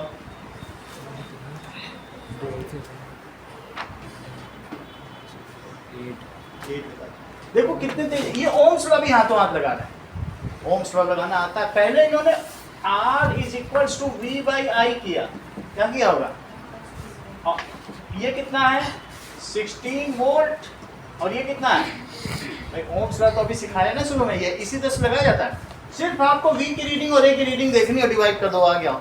रेजिस्टेंस हाथ में है, V बाई आई तो करना है और क्या करना है? सबको लगा लो। उसके अभी 5 सवाल हमने R1 R2 क्या निकाला था, उनको डिवाइड ही तो कर रहे थे। वोल्ट मीटर मीटर अभी नहीं देखा था तुमने, मीन जिसमें निकाला था, तो पांचों की रीडिंग को डिवाइड ही किया है। V by I volt meter की रीडिंग डिवाइडेड बाई मीटर की रीडिंग, नहीं तो कर ही रहे हैं। समझ आए कि नहीं? अब ये कह रहे हैं कि ये कितना आ गया बताओ? 8 ओम आ गया। इन्होंने यहाँ रख दिया, क्या रख दिया बताओ? इसकी जगह क्या रख दिया? 8 ओम रख दिया और ये 1 मीटर स्क्वायर रख दिया, उसकी जगह क्या रख दिया? तो अब ये रेजिस्टिविटी मीटर से मीटर कटा और इन्होंने बोला सर इसकी रेजिस्टिविटी 8 ओम मीटर है। न्यूमेरिकल वैल्यू वहां से ली, यूनिट तो इसकी अपनी अलग होगी क्योंकि 1 मीटर बच रहा है। तो अब जो रेजिस्टेंस है, सिर्फ तुमको एक बार 1 मीटर स्क्वायर 1 मीटर का जिंक लो, एक बार सिल्वर लो, तो उसका जो जो रेजिस्टेंस होगा भाई उसकी क्या कहलाएगी? रेजिस्टिविटी। अगर तुमको मान लो सभी चीज़ों का पता करना कौन महंगा है सस्ता है, पहले एक जग में तेल लो, फिर एक जग में दूध लो, उसी जग में लेना। एक आपको फिक्स पैरामीटर लेना पड़ेगा ना, उसी में दूध भरो, तेल भरो, घी भरो, पानी भरो, मक्खन भरो और फिर सबके रेट लिख डालो। तो वो उसका जो रेट है वो उसकी क्या कहलाएगी? किसी का रेजिस्टेंस ज़्यादा भी हो सकता है और किसी का रेजिस्टेंस क्या हो सकता है? ऐसा किया गया, सबको 1 मीटर स्क्वायर और 1 मीटर दिया गया, पूरी टेबल बना दी गई, वो टेबल ना लिखी। फिर से समझा रहा है, ठीक है? रेजिस्टिविटी क्या है बताओ? रेजिस्टिविटी का मतलब है रेट। रेजिस्टिविटी का क्या मतलब है? इस चीज को आप समझिए मोनिका। पहले आप ये लिखिए रेजिस्टिविटी इज व्हाट। देखो यहाँ पे ये यहाँ तक तुम्हें समझ में आया? अच्छा, अगर इन दोनों को 1 ले लिया जाए तो ये हो जाएगा। मान लो हम इसका एरिया ले ले 1 और ये 1 ले लें, ऐसा मटेरियल तो बनाया जा सकता है ना जिसका एरिया 1 हो। तो ऐसी स्थिति में अगर मैं इन दोनों को 1 1 ले लूँ तो रो किसके इक्वल हो जाएगा? आर के इक्वल। सही है। अब मैंने एक बार जिंक लिया है और एक बार क्या ले लो बोलो, जिंक की जगह पर सिल्वर ले लो। तो क्या सिल्वर की भी वही आएगी कि अलग आएगी? क्योंकि भाई सब मटेरियल की अपनी अपनी कंडक्टिविटी होती है, अपनी अपनी प्रॉपर्टी होती है, एक तो नहीं आएगी। तो अब इसका वोल्टेज कुछ और दिखाएगा और करंट कुछ और दिखाएगी। तो यहाँ भी मैंने सबको वही लिया, सही है, वही लेंगे लेकिन मटेरियल बदलेंगे। इस बार मैं सिर्फ क्या कर रहा हूँ, सारे डायमेंशन वही रख रहा हूँ, लेंथ भी वही रख रहा हूँ, एरिया भी वही रख रहा हूँ, बदल सिर्फ क्या रहा हूँ बताओ, मटेरियल। तो अलग अलग मटेरियल में सिर्फ ये सारे तो 1 1 हो गए, तो बचा क्या है यहाँ पे बताओ? आर। तो जो हमारी V/A की रीडिंग होगी वही तो आर होती है, क्योंकि ओम्स लॉ क्या कहता है, R = V/I। तो हम जो निकालेंगे, तो बोलो अगर तुमने ये बताओ, अगर तुमने 1 मीटर स्क्वायर एरिया ले लिया, 1 मीटर लेंथ ले ली, तो जो तुम्हारा V/I है वो R तो है ही, और साथ में वो उसकी रेजिस्टिविटी भी बन जाए, क्योंकि फार्मूला क्या है रो का, ये है। दो चीज़ों को 1 1 कर दिया जाए, तो जो भी तुम्हारा R की वैल्यू आएगी, सिर्फ तुमको करना क्या है, उसका ऐसी चीज लो जो 1 मीटर स्क्वायर की हो और लेंथ कितनी हो 1 मीटर, वही लगा दो उन्हीं दोनों तारों के बीच में। जो V/I की वैल्यू आई, R तो होती है, R तो ओम्स लॉ से होती है, लेकिन इसमें आपने कुछ चीजें 1 बना दी ना, तो वही अब रो भी हो गई। ओके, क्या R में वो तो यूनिट है, ये ओम में होगा, ये मीटर में होगा, उसकी यूनिट ओम मीटर है। नहीं, वो तो उसकी यूनिट है ना, 1 मीटर स्क्वायर। अब जो R तुम लिखोगे वो ओम में लिख दोगे। इन्होंने क्या लिखा बोलो, वो लेंथ है, ये है इसका फार्मूला। तो इसमें unit of R into unit of A upon unit of L is equal to rho. तो हमने ये कर दिया। यूनिट थोड़ी ना लिखी जाती फिजिकल क्वांटिटी के साथ, फिजिकल क्वांटिटी के साथ तुम यूनिट लिखोगे क्या? मान लो जैसे अगर मैं ये कहूँ कि F is equal to ma, ठीक है, अगर if for unit mass whatever is acceleration is called force, ये बंद कर दिया। तो तुम ये तो नहीं लिख दोगी ना F is equal to a kg, unit mass ऐसा थोड़ी लिखा जाएगी। यूनिट अलग चीज होती है, फिजिकल क्वांटिटी अलग। लेकिन यहाँ पर आप समझ लीजिए, मैंने 2 को 1 1 कर दिया, तुमको इससे डाउट थोड़ा, चलो 1 1 लिख दें, अब तो ठीक लग रहा है। असली चीज वही है जो मैंने की थी, लेकिन यूनिट और फिजिकल क्वांटिटी एक साथ नहीं लिखी जाती, ऐसे नहीं होता है, ठीक है कि नहीं? चीज वही ठीक है, सही है। तो हमने क्या ले लिया, इनको 1 1 रख दिया, चलो रख लो, यहाँ ऊपर है, हम किसी की नहीं रख रहे हैं, तो इनकी भी यूनिट नहीं रख रहे हैं, और की भी तो नहीं रखी है। तो बोलो क्या लिखेंगे, व्हाट इज रेजिस्टिविटी, रेजिस्टिविटी, दोनों को 1 1 रख दिया तो आर के इक्वल हो गया। देखो, resistivity of a material of unit length and unit cross section area is equal to the resistance of a material at the given temperature। Temperature बदलना नहीं है, क्योंकि टेम्परेचर बदलोगे तो रेजिस्टेंस भी बदल जाता है, तो रेजिस्टिविटी भी बदल जाएगी। देखो इस चीज को, ये डेफिनेशन इंपॉर्टेंट है। हर बार ये रेजिस्टेंस इक्वल हो जाएगा, रेजिस्टेंस इक्वल होगा लेकिन अलग अलग होगा, सिल्वर का अलग, जिंक का अलग। रेजिस्टेंस अगर ये 1 कर दो इसी फार्मूले में, तो बोलो रो किसके इक्वल आ गया? लेकिन सर 1 की जगह पे दूसरी वैल्यू हो तो भी 1 नहीं रखो। अगर ये कहो कि तुम्हें, अगर ये देखो, ये बहुत अच्छी बात कह रहे हैं कि बताओ दूध महंगा कि पानी, तो जग में दूध ले रहे हैं, कप में पानी ले रहे हैं, तो ऐसे में रेट नहीं डिटरमाइन किया था, दोनों चीजें जग में लो। अब एक जग दूध मान लीजिए 100 रुपए का, एक जग पानी 20 रुपए का कर दो, ये महंगा। जब आपको रेट डिटरमाइन करना है उसका रेजिस्टेंस, तो दोनों को ये कहना नहीं सर हम अलग अलग डायमेंशन लेंगे, अलग अलग लोगे तो फिर वो आर के इक्वल थोड़ी ना होगा, फिर उसमें लेंथ की भी। तो इन्होंने ऐसा किया कि एक ऐसी चीज जो ऑब्वियसली हम घर में निकाल सके। अब रेजिस्टिविटी तुम्हारे घर की चीज हो गई, क्योंकि 150 का ये मिलता है और 120 का ये। अब हमारे पास सिर्फ 150 और 120, 270 रुपए में मैं सिल्वर की भी रेजिस्टिविटी निकाल सकता हूँ। 270 रुपये मैं घर में निकाल लूँ, समझा कितनी सस्ते में निकल रहा है। वोल्ट मीटर मीटर ही तो चाहिए। तो ऐसा किया गया है डायमेंशन के लिए, सब चीज़ों को क्या कर दिया गया, 1 बना दिया। पहले भी हम लोग डेफिनेशन ऐसे ही तो बनाते थे, चीज़ों को अगर 1 वोल्ट की कैसे डिफिनीशन की, 1 ओम की कैसे की, तो सबको 1 1 कर दो तो 1 1 हो जाता था। तो हम इसमें जो अनवांटेड चीज है उसको 1 1 करके ये दिखा रहे हैं भाई जिसका रेजिस्टेंस ज्यादा होगा सबको एक ही जग में रखो, एक जैसा रखोगे और रेट लिखो तो तभी तो महंगाई का पता चलेगा। तो सब एक ही जैसी डायमेंशन रखना सर, और 1 1 रख दो, वो फालतू की चीज हट गई। अब देखो रेजिस्टेंस जैसा कि आदित्य ने किया, तुरंत VYI कर कोई 8 बताया कि नहीं, हम लोग भी निकाल सकते हैं इसे थोड़े पैसे में, तो रजिस्टिविटी तो निकाली जा सकती है। तो व्हाट इज रजिस्टिविटी, समझो एक जैसा ही डायमेंशन रखोगे तभी निकलेगी। रजिस्टिविटी को डिफाइन करो, इंपॉर्टेंट चीज। What is resistivity?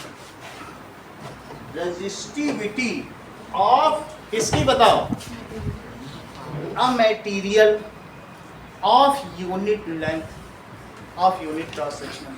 ठीक है, किसी भी धातु का विशिष्ट प्रतिरोध उसकी एकांक लंबाई और एकांक क्षेत्रफल के प्रतिरोध के बराबर होता है जबकि तापमान नियत हो। इफ द टेम्परेचर रिमेन्स, और इसको लिखें, इसी को लिखेंगे, ये लिखने जा, ठीक है। क्या लिखेंगे बोलो? Resistivity of a material, of a material, material अलग हो सकता है, देखो इस चीज को, resistivity of a material of किसका? Unit length and unit cross section area is equal to, किसके इक्वल होगा बताओ? Equal to its resistance provided temperature remains constant।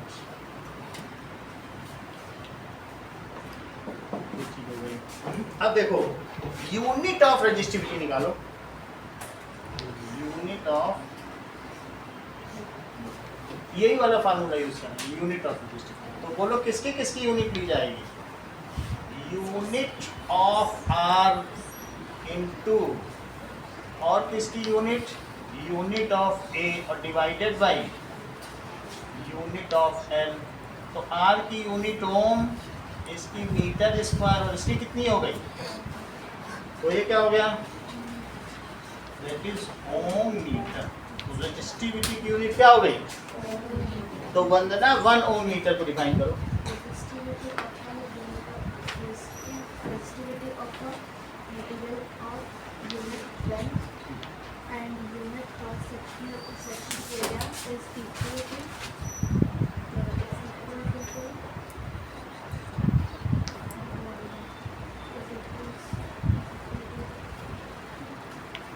आप 1 ओम मीटर को डिफाइन करो।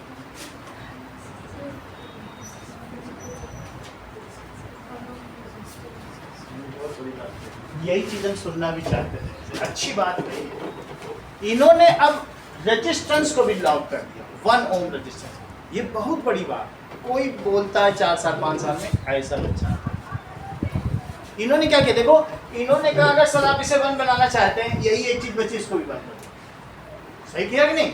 If A material of unit length and unit cross section area has resistance 1 ओम, तीनों ही 1 कर दिया, then its resistivity is 1 ohm meter। अब repeat करो,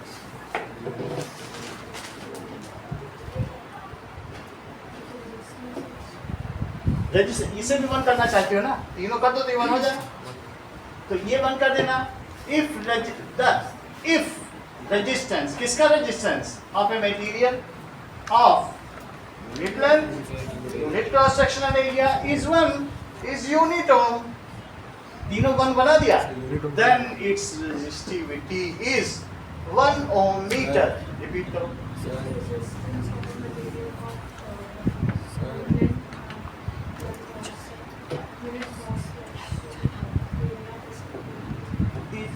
equal to 1 ohm. ठीक है, सब्जेक्ट वर्ब कॉन्कॉर्ड रेजिस्टेंस पहले बोला, 1 ओम बाद में बोला। देखो इससे मिला दिया कि नहीं? देन 1। सही है, बहुत बड़ी बात है। देखो इसको रिपीट भी बहुत कम ही लोग कर पाएंगे। आप बोलो।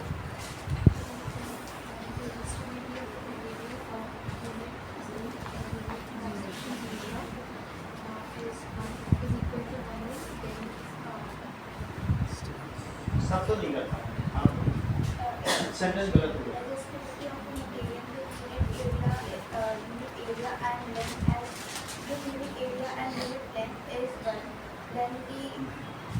कौन करेगा? आप बोलो। Resistance of a material. तुम रजिस्टिविटी से शुरू करें, रजिस्टिविटी बोलोगे तो सेंटेंस ही नहीं पूरा होगा। Resistance of material of unit length and unit area is 1 ohm when its resistivity is of 1 ohm meter. लिखो इस चीज को।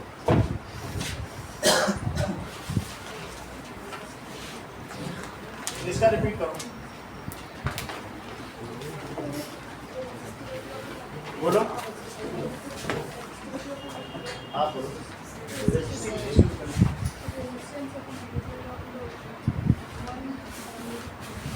हाँ सही करें। इस वन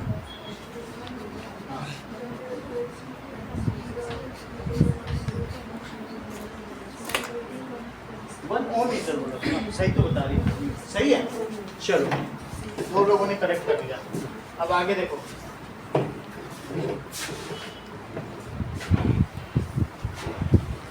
यदि किसी पदार्थ की एकांक लंबाई और एकांक क्षेत्रफल का प्रतिरोध एकांक हो तो उसका विशिष्ट प्रतिरोध भी एकांक होगा। हिंदी में कितनी आसान है, देखो इस चीज को। क्या चीज कहेगी? सबको वन वन कर दो, ये वन हो जाए। नहीं, if the resistance of a material at a given temperature, temperature पर लॉक कर दो, एट तुम्हारी बुक में जो टेबल बनी वो 20 डिग्री सेल्सियस पर लॉक है। एट ए गिवन टेम्परेचर कितना हो? At a given temperature resistance of As unit length and unit area. ये एट ए गिवन टेम्परेचर मत लिखो। If the resistance of a material of unit length, पहले ये लिखो। फिर दोनों डेफिनेशन चाहिए कि जो आप लिखवा रहे हो वो वाला। दोनों का है, वो तो रजिस्टिविटी की डेफिनेशन है, ये 1 ओम मीटर की है। दोनों अलग अलग हैं, कैसे सही कैसे कर रहे हो? तुम पूरा दिमाग आज लगा दोगे लग रहा है, पूरी क्लास से बुलवा दिए। ठीक है, resistance of material of unit length and unit cross section area. जैसे एक रेजिस्टेंस की डेफिनेशन होती है, 1 ओम की होती है, 1 ओम की, तो तीनों में फर्क है कि नहीं? देखो रेजिस्टर की डेफिनेशन बताई कर, फिर रेजिस्टेंस की बताई, रेजिस्टेंस, और फिर 1 ओम की बताई, तो तीनों अलग अलग चीज है। ये एक फिजिकल चीज है जिससे तुम देख सकते हो, ये उसकी मेजरेबल वैल्यू है। और ये क्या है? जैसे आम हो गया रजिस्टर। आम का वजन क्या है? वजन तुम देख नहीं सकते, वजन माप सकते हो, माप हो गया रेजिस्टेंस, सही। और जो केजी में व्यक्त किया, 1 केजी का आम, तो तीन अलग अलग चीज़ है। एक फिजिकल क्वांटिटी हो गई, एक उसका मेजरमेंट हो गया, और जिसमें मेजर किया उसकी, वैसे ही तो यहाँ बताना है। तो 1 ओम मीटर क्या है?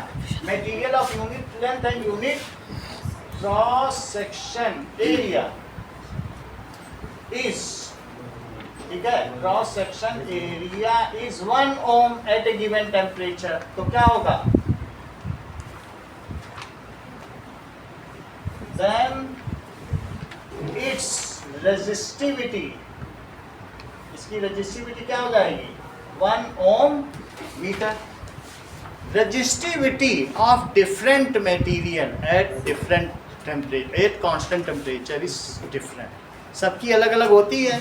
तो अब हम जरा इस चीज को देखें, ओम मीटर नहीं दी है, अब ये टेबल निकालो तो बताएं। देखो 20 डिग्री सेल्सियस पे सबकी, देखो टेम्परेचर कांस्टेंट, यही चीज निकालो, ऊपर टेम्परेचर भी देखो। तो ये मुझे बताओ क्या सब चीजें ओम मीटर में दी है? ये भी देखो, देखो कंडक्टिविटी क्या ओम मीटर में दी है? तो सबसे पहले ये मुझे बताइए सिल्वर की रेजिस्टिविटी क्या है? 20 डिग्री सेल्सियस। और किसमें दी है रेजिस्टिविटी? एक तरीके का रेजिस्टेंस ही, ध्यान दीजिए सरोज, रेजिस्टिविटी हमने कहा रेजिस्टेंस ही है, और 1 के तो खैर हमने अलग से, लेकिन है तो रेजिस्टेंस ही ना। रेजिस्टेंस या रेजिस्टिविटी जितनी कम होगी करंट उतनी तेज भागेगी। कम होना चाहिए रेजिस्टेंस, हर्डल कम होना चाहिए, रेजिस्टेंस यानी हर्डल। तो बोलो सबसे कम हर्डल किसमें है? चेक करो सिल्वर का, और इससे ज्यादा किसमें है? कॉपर का कितना है?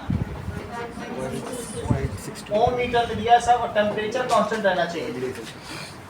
तीसरा देखिए, थर्ड बेस्ट मटेरियल कौन सा है?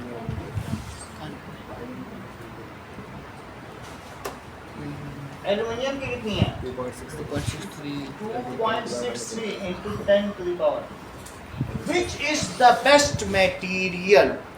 ठीक है, best conductor on the basis of cost, on the basis of conductivity, on the basis of mass. तीन आंसर अलग अलग पूछे जाते हैं, तीनों का आंसर दो। कौन सा बेस्ट में, और तीनों के अलग अलग आंसर भी हैं। विच is the best material on basis of, ठीक है, बेस्ट कंडक्टर की भी बोल सकते हैं, conductor on basis of conductivity, जो करंट को बहुत ज्यादा कंडक्ट करे उसे क्या कहते हैं? कंडक्टिविटी कहते हैं। वैसे तुम लोग समझ लो ये कंडक्टिविटी है, इट इज 1/रेजिस्टिविटी, ये भी फार्मूला चलता है। तो उसको क्या बोलते हैं वो? उल्टा, मतलब ये जितनी कम उतनी कंडक्टिविटी ज्यादा। तो ग्रीक क्या लेटर ठीक बोलते है, हैं? इसको सिग्मा कहते हैं, स्मॉल सिग्मा। इसे भी क्या कहते हैं? छोटा सिग्मा। बड़ा सिग्मा तो तुम जानते हो ना, जैसे अल्फाबेट इंग्लिश में चलते हैं वैसे ग्रीक में भी बड़ा छोटा तो चलेगा ना। तो सिग्मा, ये conductivity is reciprocal of resistivity. सही है? हाँ, इसका आंसर दीजिए निष्ठा। On basis of conductivity, Palak, silver. क्यों? क्योंकि तुम्हें मालूम है कंडक्टिविटी क्या होती है, 1/रेजिस्टिविटी। ये सबसे कम तो ये सबसे अच्छा कंडक्टर। सबसे अच्छा कौन होगा? जैसे कंडक्टिविटी सबसे ज़्यादा हो या रेजिस्टिविटी सबसे कम हो, तो सबसे कम किसकी पाई गई? तो रेजिस्टिविटी सबसे कम, तो कंडक्टिविटी सबसे ज़्यादा। लिखा कंडक्टिविटी में, तो आंसर क्या हो गया? Silver. Which is the best conductor on the basis of cost? Shreya, cost क्या था? कॉपर। तो कॉपर सस्ता आता है उतना, तो सिल्वर नहीं। और हल्का सबसे कौन होता है? Aluminium. On the basis of weight, जो पूछा जाए उसका आंसर देना। Which is the best conductor on basis of weight, तो क्या लिखेंगे आप? एल्यूमिनियम।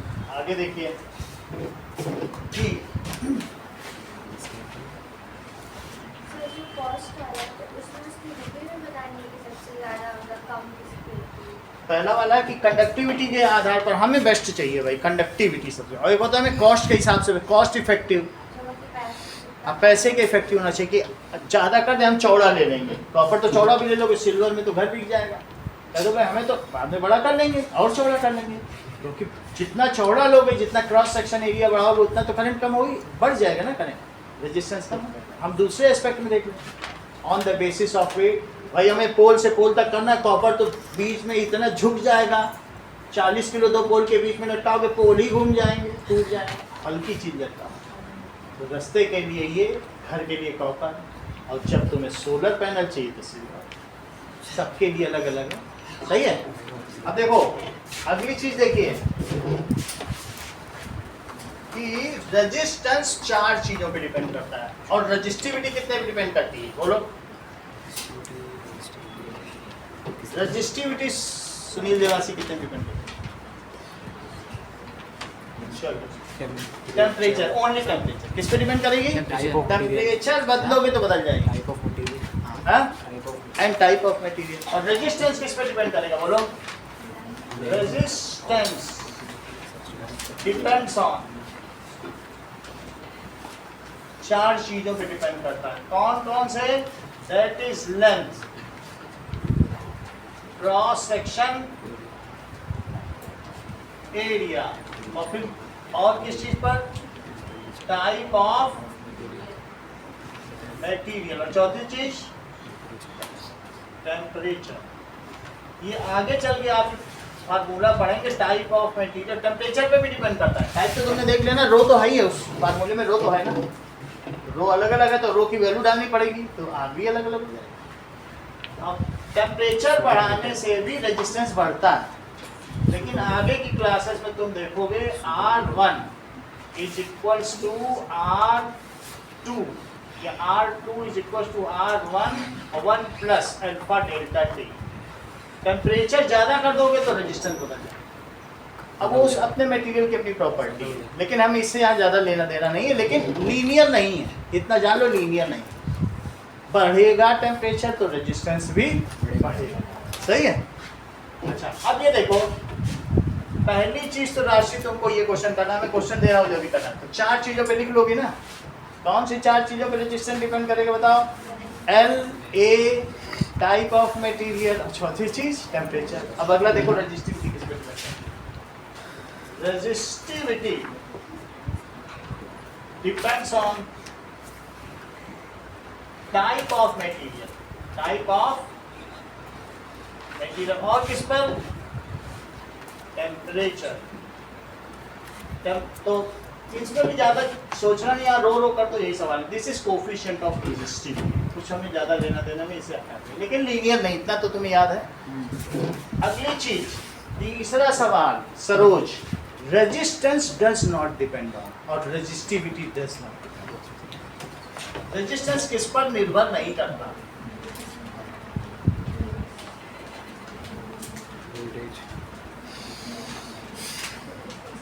और रेजिस्टिविटी देख लेना, रेजिस्टिविटी किसका प्रोपोर्शनलिटी कांस्टेंट है, उसी पे लिख देना, जो आसपास के सबको लिख देना।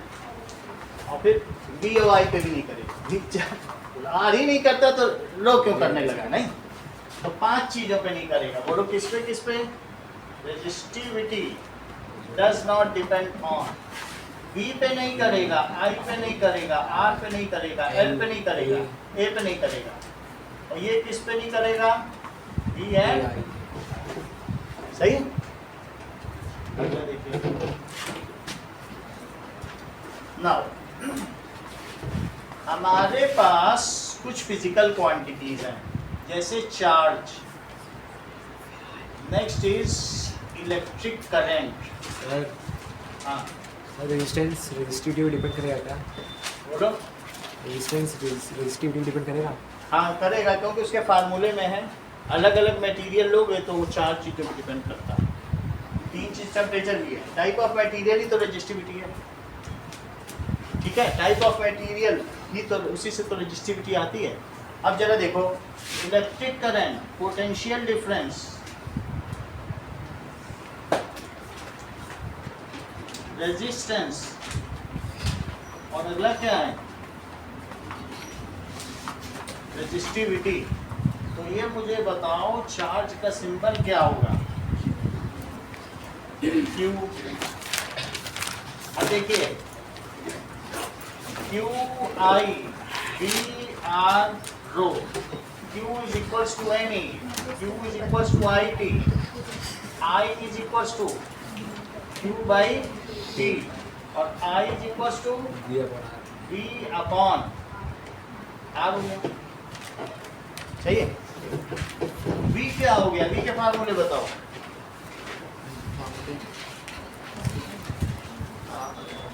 I into R। I into R। V is equals to IR, और बोलिए।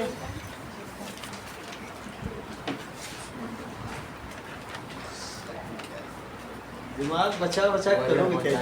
हाँ बोलो। सब बचा बचा के ये ड्राइंग पे डालोगे। R का फार्मूला बताओ, सुनिए। V by I। एक और बताओ। पूजा, स्नेहा बिश्नोई, बोलो। रो इंटू एल अपॉन ए। आज अभी अभी तो बताया, बताते क्यों नहीं हो? अभी तो बताया, इसी पे तो क्लास चली है। रो एल बाई है ना, रो का फार्मूला बताओ। अच्छा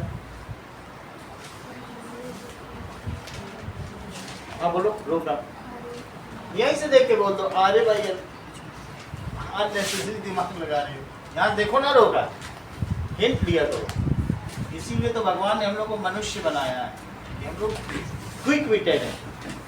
अपने विट का इस्तेमाल करो। इतनी बात समझा, इसकी तरह बचाओ मत दिमाग। अब इन सब की यूनिट हमें लिखनी है। श्रेया यूनिट बताते जाइए। Ampere second. देखो ये अभी कल किसने लिखा, ज्योत्सना ने लिखा। इन्होंने, हमने क्यू पूछा तो इन्होंने लिख दिया Q is equal to W/V। तो कोई बात नहीं, किसी ने लिखा W/V। अभी देखो एक बच्चे ने लिखा और उसके साथ इन्होंने लिख दिया जूल पर वोल्ट। है बड़ी बात, दिमाग लग गया तो लग गया। अभी किसने किया होगा, देखो है बात की नहीं। जूल इसे आपने किया, लिखा ही नहीं। ये देखो दैट इज आई की यूनिट बताओ, बोलो। कूलम पर सेकंड, एम्पियर, और बोलो बहुत, वोल्ट पर ओम। ये बताओ,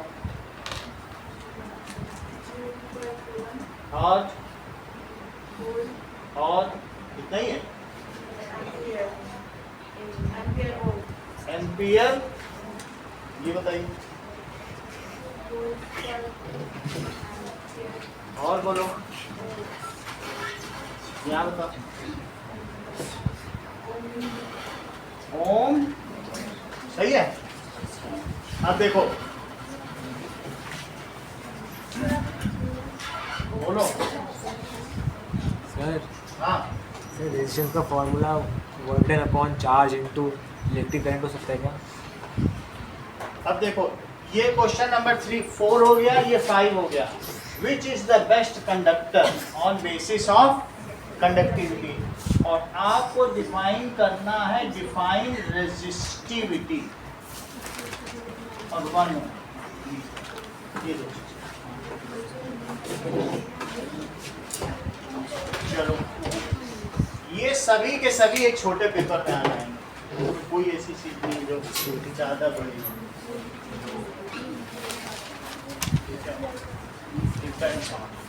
सर टेबल में कितना लाइन है?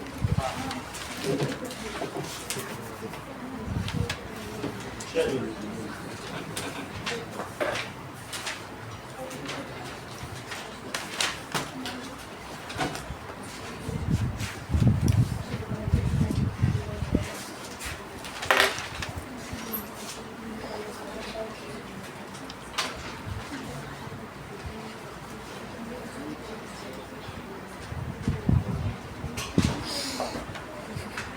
रेजिस्टिविटी फॉर्मूला नहीं है, डेफिनेशन क्या होगी? मटेरियल ऑफ यूनिट लाइन वो तो वॉल्यूम का है। यूनिट लाइन है, यूनिट क्रॉस सेक्शन एरिया तो R इक्वल्स टू रो है ना। इतना ही करना है, इतना तुमने कर लिया तो समझो चैप्टर तुम्हारी पकड़ में है। रेजिस्टिविटी की डेफिनेशन क्या है?